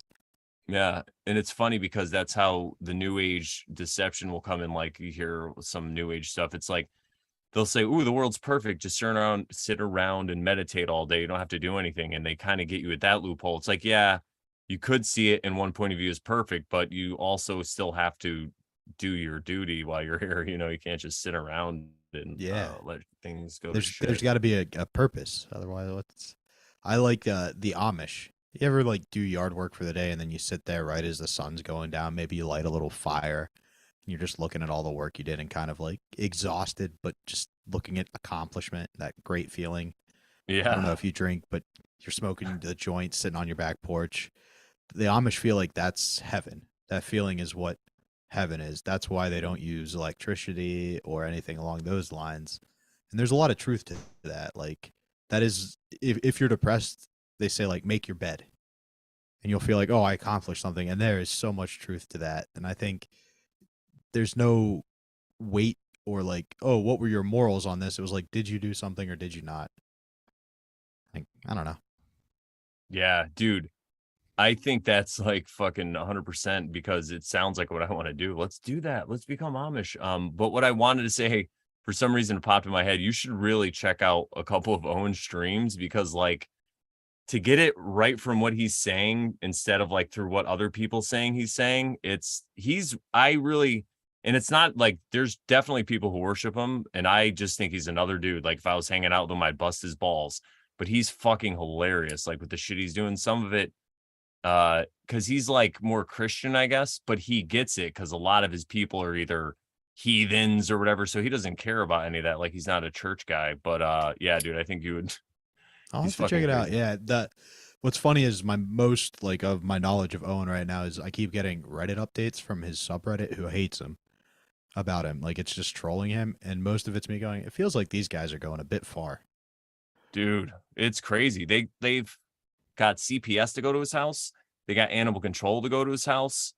There's been people who drove by and took pictures. It's crazy. Like because somebody brought it up. He went on a show and somebody brought up and they didn't mean to in this way because it ended up being a really good thing. But at first he was like, why would you even validate that shit? He's like, why would you even give it any life?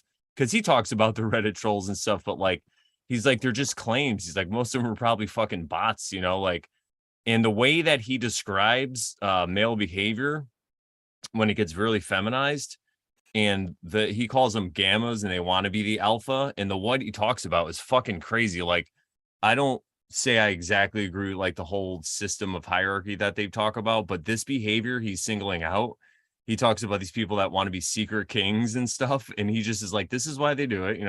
And he goes, he'll even say, he's like, guys, trolls. He goes, I know you're watching. You watch all my shows. He's like, you're my biggest fans. It's so Yeah, fucking crazy. we Oh, dude. we put a video on YouTube from a pilot I did for Compound, and there were 60 comments, and I think 58 of them were very, very mean. So we just turned it into like a contest. Whoever has the meanest comment wins a free T-shirt. And it's like, so the more meaner you are, the bigger a fan of us you are, huh? You really want that T-shirt bad, don't you? And it's Ooh, kind of spin it on their head a little bit and turn it into, you know what I mean? Kind of like what Owen's doing. He's like, yeah, you guys are watching me. exactly. You're And paying the Patreon price. Enjoy. exactly. And he reads letters that people send him. He's read two of my letters actually, and I made him laugh, which That's I always love to huge, make right? people laugh.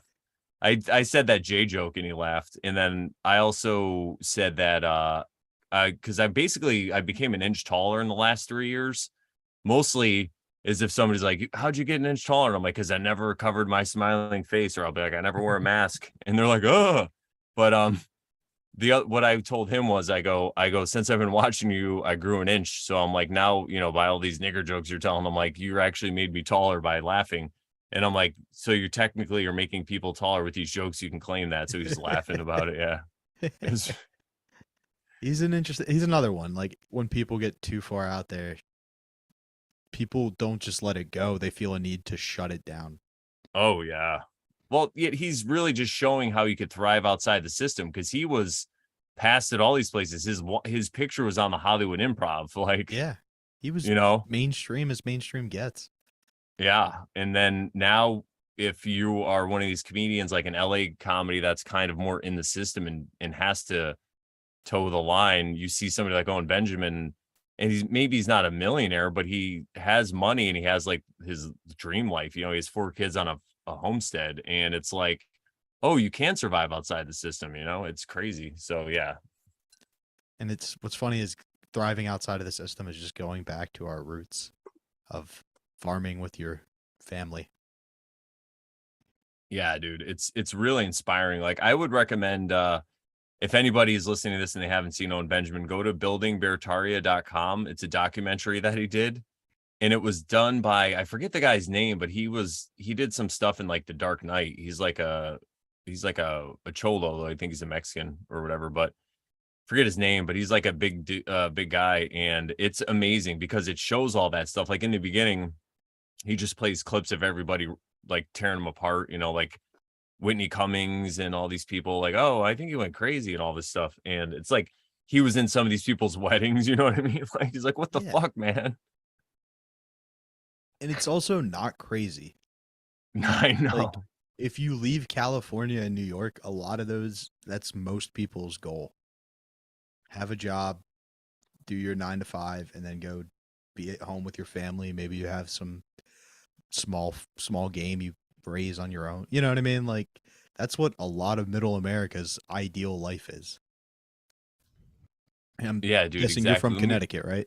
Yeah, yep. There aren't a lot of people whose goal in life is necessarily to be a stockbroker. There are a lot of people who are like, I'm going to graduate high school, marry my high school sweetheart. I'm going to get a job in the meal. She's going to get a job as a nurse. And we're going to, you know what I mean? Have 3 kids. That's going to be our goal. Yeah.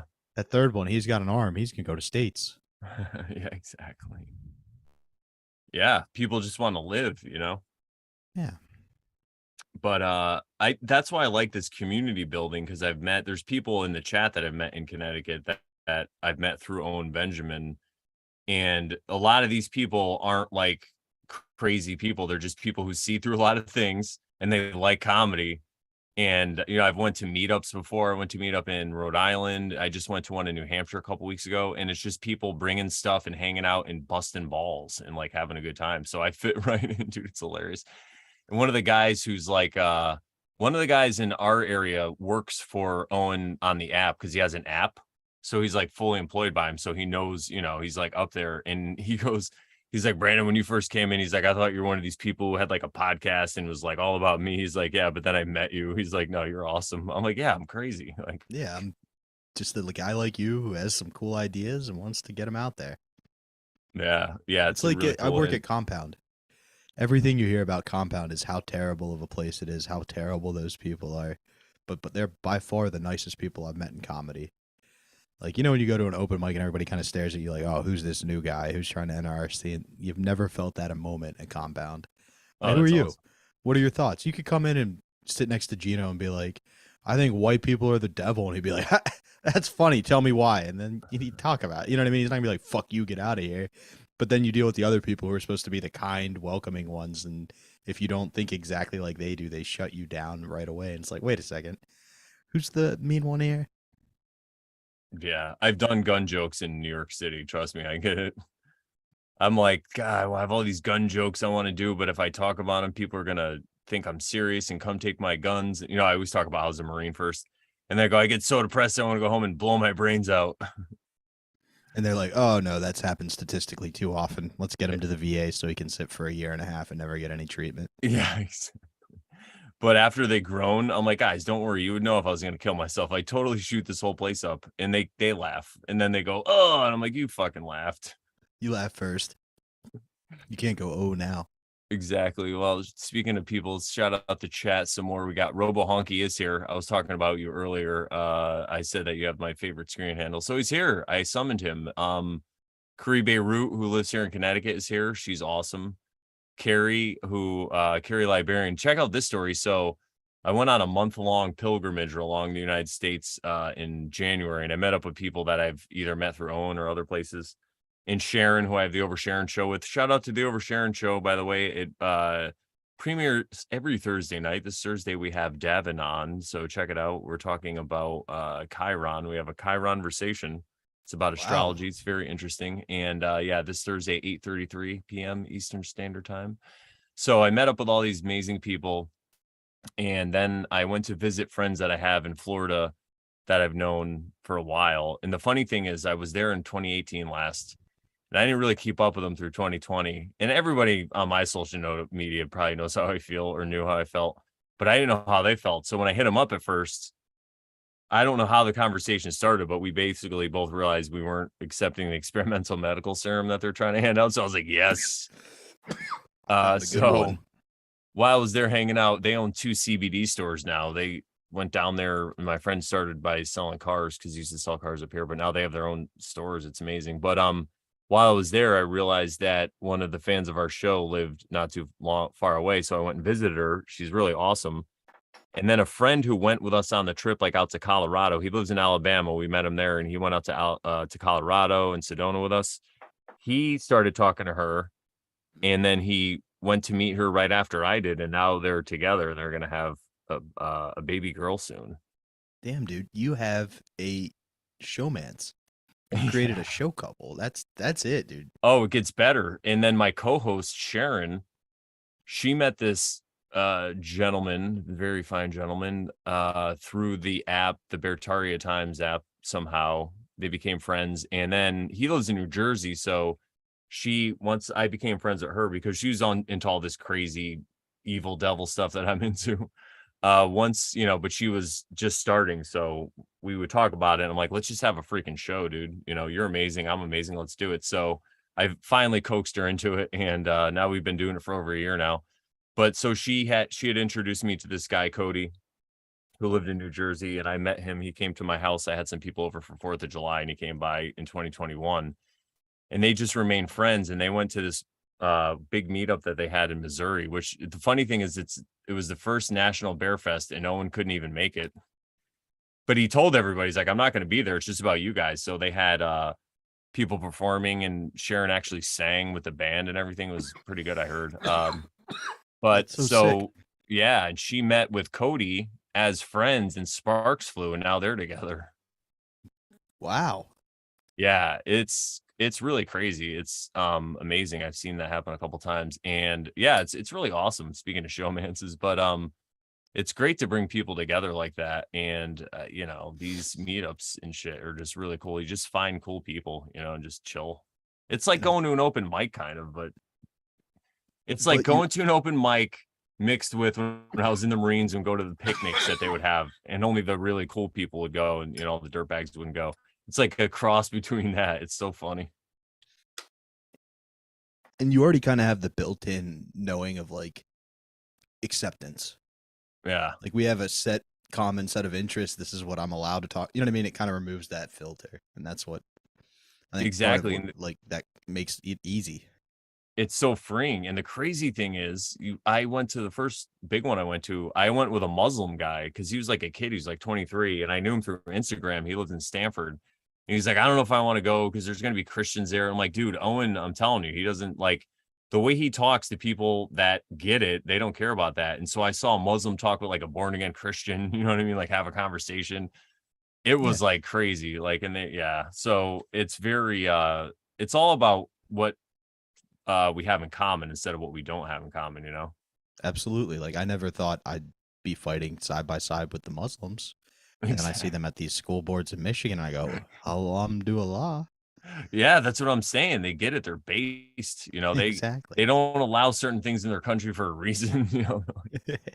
All kidding aside, one of the best interactions I have every day is I stop at a bodega on the way to work, and my buddy Mohammed runs it, and we just talk about how crazy it is outside. Oh, there was a shooting again today, and we just laugh. And like, there's a huge cultural gap there, but it has nothing to do with. It's just two guys who know, hey, I'm going to see you every Monday, Tuesday, Wednesday, and Thursday. Let's make this 30 seconds nice. And like ever since that, it's kind of changed the morning routine a little bit. There's that good stop on the way to work. No matter how late I'm running, it's pouring. I got mugged. I got mugged. It doesn't Where do matter. you I get live? that. I live in Yonkers, and then I drive into the city and walk to the studio in Oh Manhattan. wow. So it gets a little rough right around Penn Station, but he always gives me the rundown when he run in. And he's like, "Yeah, crazy shit this morning, Rob." And I'm like, "What's up, Mom?" And he's like, "Yeah, 3 people OD'd outside, but 2 survived." And I'm like, 2 out of 3 ain't bad, like Meatloaf said, huh? He's like, "I'm not allowed to eat meatloaf." All right, buddy. See you tomorrow. Exactly. The best thing Dude. he ever said was, I'm pissed. And I was like, "What's up?" He's like, "It's this Jewish holiday and they wouldn't give me off."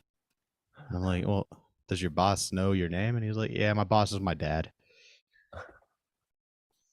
It's like, "Can I put that in my act?" He was like, "Please." And so I did that and then showed him a clip of it once. And you would have thought I was on fucking Conan. "You did this and it me." And you're like, "Yeah, you, Mom. Just be a good guy. Don't be a dick. That's the meaning to life. You have a Yeah. choice in every moment. Be a dick or not. Just don't be a People love dick." to be made fun of, man. It's like the best part, or if they can create comedy. I had a funny interaction with a guy at a gas station. He was definitely a Muslim fella. And he was just joking around with me. And he's like, oh, and whatever I got was like $2 or $3. And he was like, oh, 3 million, buddy. And I look at him right in the eye and I go, 6 million? I'm like, that sounds a little high. And he just started fucking laughing because it's, a Holocaust reference or whatever. Yeah. And he just started dying laughing. I'm like, all right, have a good one. And I'm like, see you later. Yeah.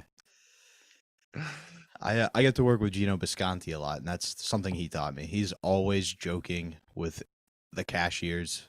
Like he'll run in, even if he's just using the bathroom, he'll joke with them for 5 minutes. Like we can be in the car, he could be screaming his head off about something, walk inside, and then, hey, how are you? Oh, look at you. You must have lost weight since the last time I saw you. And you're like, wait, have you ever seen that person before? And the cashier shakes her, all that good shit. Yeah, dude, I always do that with people because why not? It's a captive audience, if nothing else, Yeah, but you get your 5 minutes. I'm yeah, waiting until they give me exactly. that light. It's like at the poker table. I run bits by the poker table all the time. Like sometimes I'll be like, and usually I'm pretty quiet. And then I'll just come out and say something. Yeah, it's dude, it's so funny. I'm thinking about a lot of things. My brain is just on overload. This is great. So Caribe Root in the chat says, "Oh, cool, Bobby's near us." Yes, because she's in Connecticut as well. Let's see what else is going on. Oh, due November 6th. She said, Carrie said her baby's due November 6th. Had my baby shower yesterday. Oh, awesome. Congratulations. Yeah, I can't wait. That's going to be amazing. Congratulations. And Philip's in the chat too. Congratulations to you, my brother from Congratulations. another mother. Um, yeah, dude. It's you should totally make it. I mean, I'm sure Mohammed would definitely appreciate a joke like that. That's like because that's stuff you don't hear a lot, with the 6 million thing. It's like, I'll definitely give it a shot. Sometimes he does not like edgier stuff. I could tell. oh, I've learned that, but I think he might be on board for that one. I can't imagine why he'd be okay with that and not some of the other stuff. yeah, I'm sure it's funny because depending on what region of this realm or earth or whatever you live on, there's certain lies that are in place, and then in other places they totally know it's bullshit. It's like, okay, not that I'm saying it didn't exactly happen, but it's not. It's like so provably that it wasn't. Not that I even care, but it's just so funny. And like, But yeah, Muslims are great. I think it's funny because you mentioned Thomas Jefferson earlier, and he had a copy of the Quran in his library. wow, I didn't know that. I've Allegedly. Thomas Jefferson's one of my favorites because I feel like he really thought he was doing the right thing, despite like all the hypocrisy Dude, and surrounding him. like if he in his time, if he set those slaves free, he could be like put to death. Yeah, exactly. And it's like Allegedly. he just like the whole Louisiana Purchase. Oh, that's dope. Yeah, it's some Owen Benjamin swag. I'm a big swag guy these days. I like to support what I love. But yeah, it's cool because they don't make these anymore either. So it's like a limited It's a edition. But yeah, status symbol. totally. And that's the whole thing too about the Civil War. Like I found there's probably already black people here, like the Native Americans, a lot of them from that southern region were probably already black, like, and slavery probably wasn't exactly what they said it was. And the Civil War is definitely not what they said it was. And even if you go back further, I think the Revolutionary War, even before that, like, so you say the Louisiana Purchase, my point of view, and from what I've seen, it looks like the Spanish and the French and the English were here fighting each other, but I think they're all working for the same person, pretending to get these people to get behind them and fight and then slowly take over the land as they did it. It's like, Interesting. Very right? interesting. And it's like history is definitely written by the victor, so you don't really know what the true story is. Oh, dude, I had a guy on a couple weeks ago bushwhacking. His name is Dustin, but he has a channel on YouTube called Bushwhacking History in Buffalo, and he'll go around Buffalo and just find all these crazy things that are still there and explain it in a way, or try to just ask questions. Really, like I think I showed you guys about star forts. He Yes. found where there was probably a star fort in Buffalo. It just was taken down because there's one across the river in Canada, and they always set them up that way. And there's even a jutting part that goes out into the river that looks like a star. And at this point now, there's like a mini Stonehenge there, So he's like on the ground looking at That's pretty all these sick. things. And he thinks that the Erie Canal was actually the Eric Canal, and it was the fucking Vikings. Like, it's crazy. That I could definitely see. I mean, we all know the Vikings were here Yeah, at this dude. point, right? Yeah, the people in Minnesota, like, when did they get there? You know what I'm saying? Yeah. They say, nah, yeah, they were probably here for a long time. Like, Takes a while to get that into cheese. that's what I'm saying, or that into the cold, like it's fucking crazy there. It's But funny yeah. about the Revolutionary War too is like we fought with Native American tactics. Like we did not fight with honor. we snuck in and murdered a bunch of people on Christmas. Like if we lost the war, the way they depicted our forefathers would be like the way we depict Osama bin Laden. Oh yeah, Like we for committed the sure, dude. same level of like violation of war terms as them, but it's like it worked out for us, so we're just gonna go. That this is how we fight now.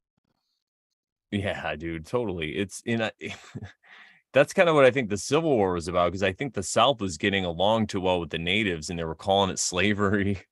You know, No, like even that dude Jason Brashears, he says like there's all these accounts. He goes like, if you were a quote unquote slaveholder and you were mean to your slaves and whipped them or whatever, like the people in your neighborhood, the white people or whatever, would get together and like kill you or beat you up or whatever. You know what I mean? It was like because they were interesting. people, and I it's I think it's kind of like all things. There were probably a minority who were in charge who were pretty evil, oh and the yeah, rest were pretty just chill people. yeah, that's what I'm saying. It's nuts. And the other, when you say Revolutionary War, this is one that always pops into my head. But the flag that Washington had was the same as the East India Company, and then they just tweaked it a little bit. So it really like makes you think. It's fucking crazy. Like, so I don't know if all the forefathers were who they weren't all saints either. You know what I mean? Like you said, they would be Oh, painted as Osama. Like I definitely like Sam Adams because he's named after a beer now, and the things he said, he was pretty cool. I think Jefferson was pretty enlightened. He was pretty cool, you know, but some of these people, they were probably in the pockets too, you know. It's like it's just how it happens, you know. It's crazy though to maybe think about it. somebody who had a play made about them preached the importance of establishing debt from day one. Yeah, exactly. Never got to be president because he got shot. I don't know. Yeah, yeah, I know who you're talking about. The guy they made the play about that everybody Yeah, loves. Alexander Hamilton. Yeah, dude. I'm picking up what you're putting down. Yeah, I'm just saying. We need a national bank, huh? That's weird. We need a bank. I don't remember that when we were fighting the revolution. Like, yeah. Who's this guy? Yeah.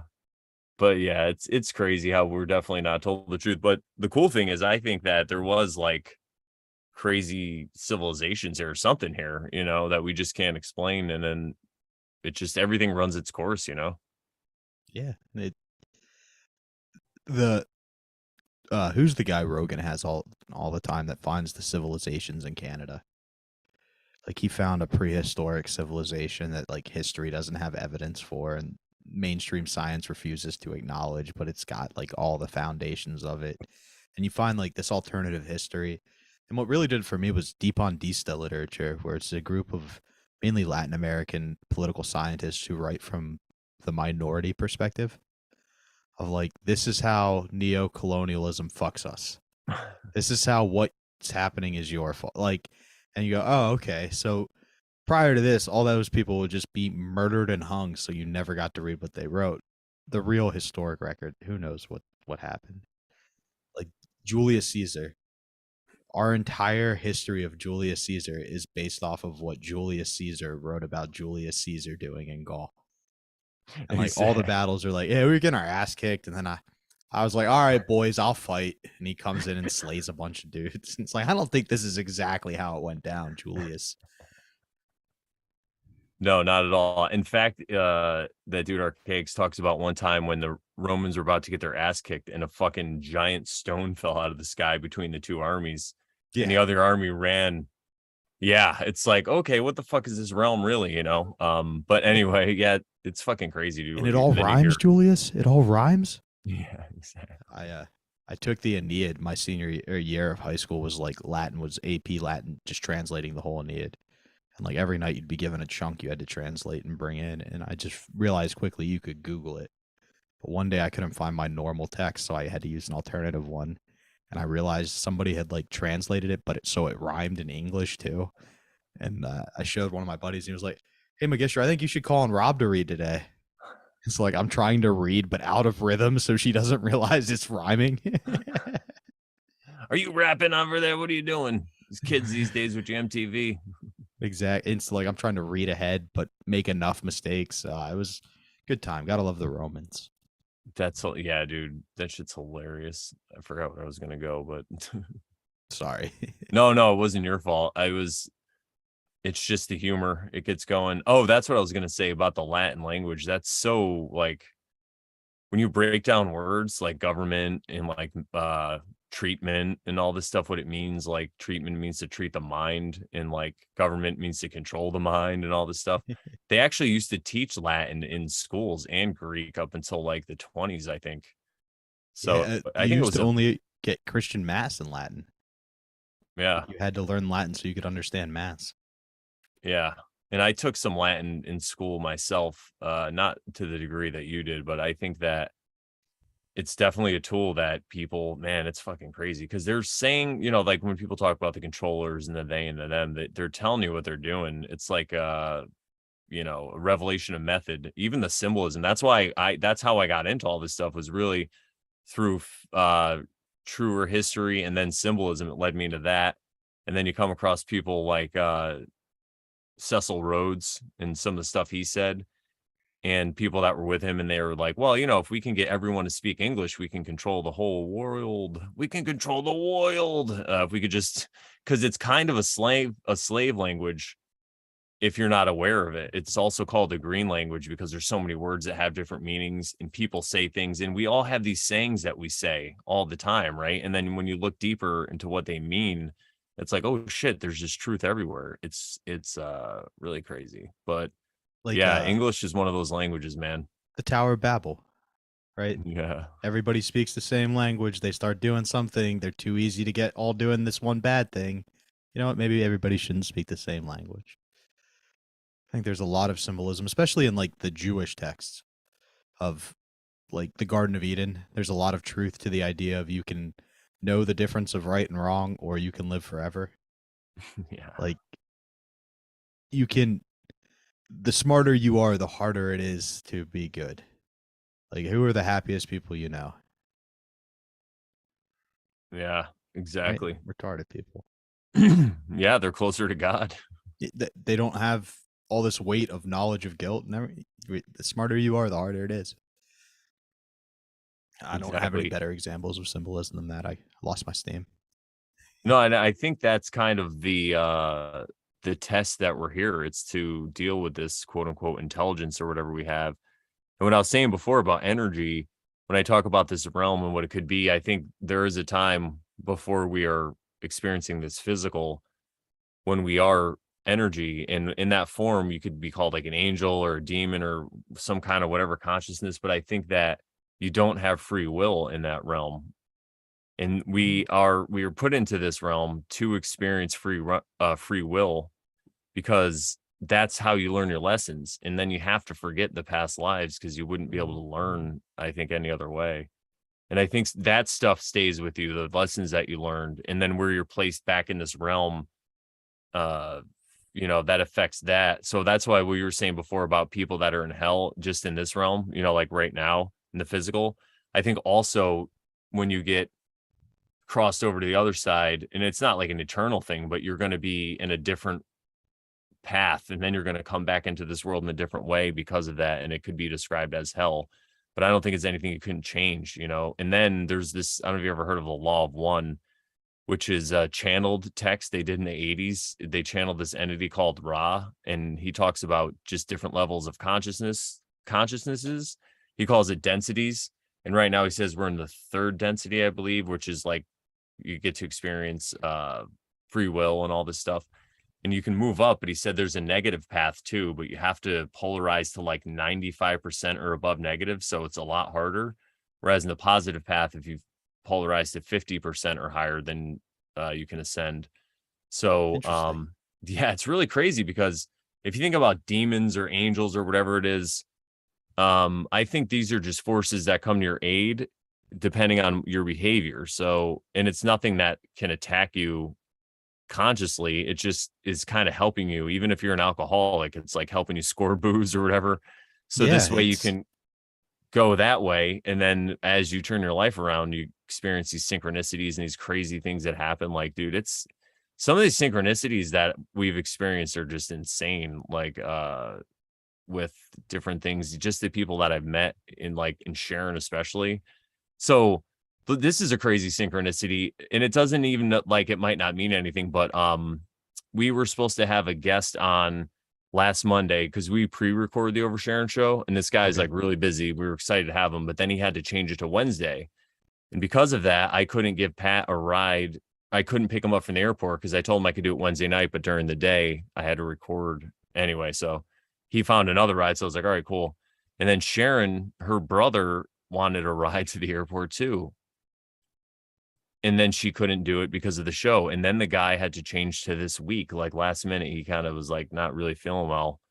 Oh man. And so we both had this experience of not having to give somebody a ride to the airport and then not, have nothing to do. It was crazy. Like, I don't know. It's just Absolutely. I think you can see a lot of those patterns if you look for them out there. Like my grandfather moved to New York to get a degree in virology because he knew if he got a degree from New York, the people in Youngstown, Ohio would listen to him. He died, left some money for all of his grandkids, and was like, "You'll know when they need it." And like at that time, I got offered my internship to move to New York and needed some money. And the goal of going to New York was, well, if you get a job in New York, then you work there. You could get a job in radio anywhere. It's just like you see those patterns in life, and I think it's kind of a sign you're on the right path. Not necessarily the fact that you got out of giving Pat a ride to the airport, but Dion needs the exercise. He needs the physical therapy at this point. exactly. I was actually excited. I love to drive and I have a rental because I got hit in my truck. Oh So man, I was like, yeah, let's do it. And then he hell yeah, said let's that and put I was some like, I'll miles just on this come bad boy. later. Aw. Yeah, exactly. Exactly. But yeah, it's funny how that happens. And I love that pattern because it's kind of like you got to experience some of the things he did, but now it's just in a different way. So you're carrying it on and you're probably even seeing more than he did, which is great because I really feel like we're just avatars for our all of our ancestors. That's kind of why we're so Yeah. fucked up because I think there was this trauma and it could even go back to like a flood or something crazy happening in this realm, like a pole shift or whatever. And all this trauma happened.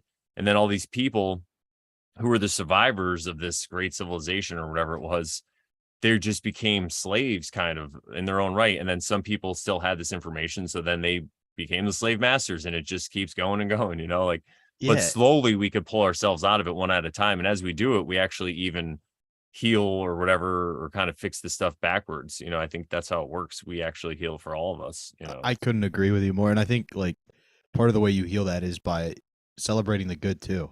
Like a lot of my ancestors that I met while, I was young, they stressed the idea of like have some fun. This is why we worked hard so you could enjoy life a little bit. So you do need to take a time to smell the roses and enjoy and be thankful for what you have because a lot of people you never even met sacrifice for you to have that opportunity and dreamt about, oh, maybe my kid will be able to do this. When my dad would ask his grandparents, be like, who migrated from Italy, like, hey, can you teach me Italian? They'd kick the shit out of him and be like, we came to America for you to be an American. Like, we wanted you to have a better future. And it wasn't like, oh, lose our culture. It was like, no, like, celebrate what we've got here. Don't hold on to this trauma. Enjoy it. Yeah. Have you seen these Italians? They're freaking crazy. Come on. No. Yeah, exactly. You don't I want to be always like say them. that to people. I'm like, I love Italians. Like, trust me. I love their food. I love the movies, all this stuff. But I'm like, but they're not white. I'm like, what the fuck is even white? If you're gonna say Italians are white, like I had a fro for a while. Just put that in perspective. exactly. Well, I think we came pretty much full circle there with all that, with the thing with your grandfather too. I think that's great. Should probably wrap up because it's been almost about 2 hours. And That flew by, man. This was awesome. yeah, that did flow by. What a great conversation. So thank you so much for coming on. And I really Thanks for having appreciate me all on. the nice things you said about me. Makes me feel great. I Somebody was honored when you appreciates asked me. me. Huh? I was honored when you asked me to be on. Thanks for having me, man. Oh yeah, dude. And that it's funny because I'm gonna have him on, but I was gonna have Pat on and then he had to go to North Carolina. So I'm like, well, let me just hit you up because I know you'll be around. But then it didn't work out, so I just did it this week. So Well, yeah, I thank think you. it's crazy how it works out.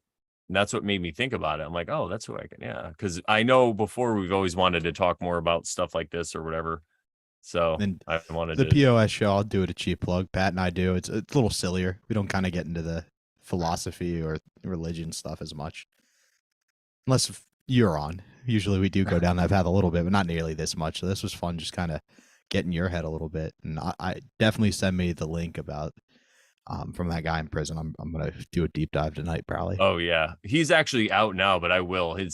I could give you some key ones to watch where he's interviewed and he basically just gives his whole thing. Hell But yeah. yeah, no, I appreciate it. I love going on your guys' show. You're funny. Definitely check that out. And where can people find it again? What's the best way? It's just on Pat Oates YouTube, the POS show, POS podcast. And we have a patreon.com/POS the podcast. All right, so go there and subscribe, everybody. Like the videos, watch it. Check out the videos where I'm on too. You know, you can get some more Brandon because I know you guys can't get enough of me, and you I could get certainly more of can. me. Yeah, exactly. You could get more of me at morelawsmoreproblems.com. That's my website. Also, check out the Oversharon show. You could find that at More Laws, More Problems, also, or right here on this Brandon Bonanza channel. And that's really the best show on the internet. I don't care. I'm making a claim. So yeah, check that show out. We've been having some really good guests on, and the guests are only going to get better. So check that out. And thank you one more time, Bobby, for coming on. Thanks Thank for you to the having me. chat, by the way. Thank you guys so much for hanging out. And that's the best way to support us. I usually do every Monday and Tuesday night these days, anywhere between 7 or 9. Somebody, because we have a group chat on Telegram for Oversharon, but I'll post this in there. And Caribe, she's like, "What's up with this?" She's like, "You're at 7, you're at 8, you're at 9." I'm like, "Hey, you know, I'm at the mercy of my guests, and it's live. What are you gonna I want to do?" do it live. Yeah. So yeah, but anyway, check out that. And what else? I think that's it. Yeah, well, anyway, thank you, Bobby, for coming on. And I'm just gonna Thanks, man. talk until I find the end stream button. All right, guys, thanks. Good night. All right, we're done. Sweet. That was awesome. Dude, thank you. That was a lot of fun.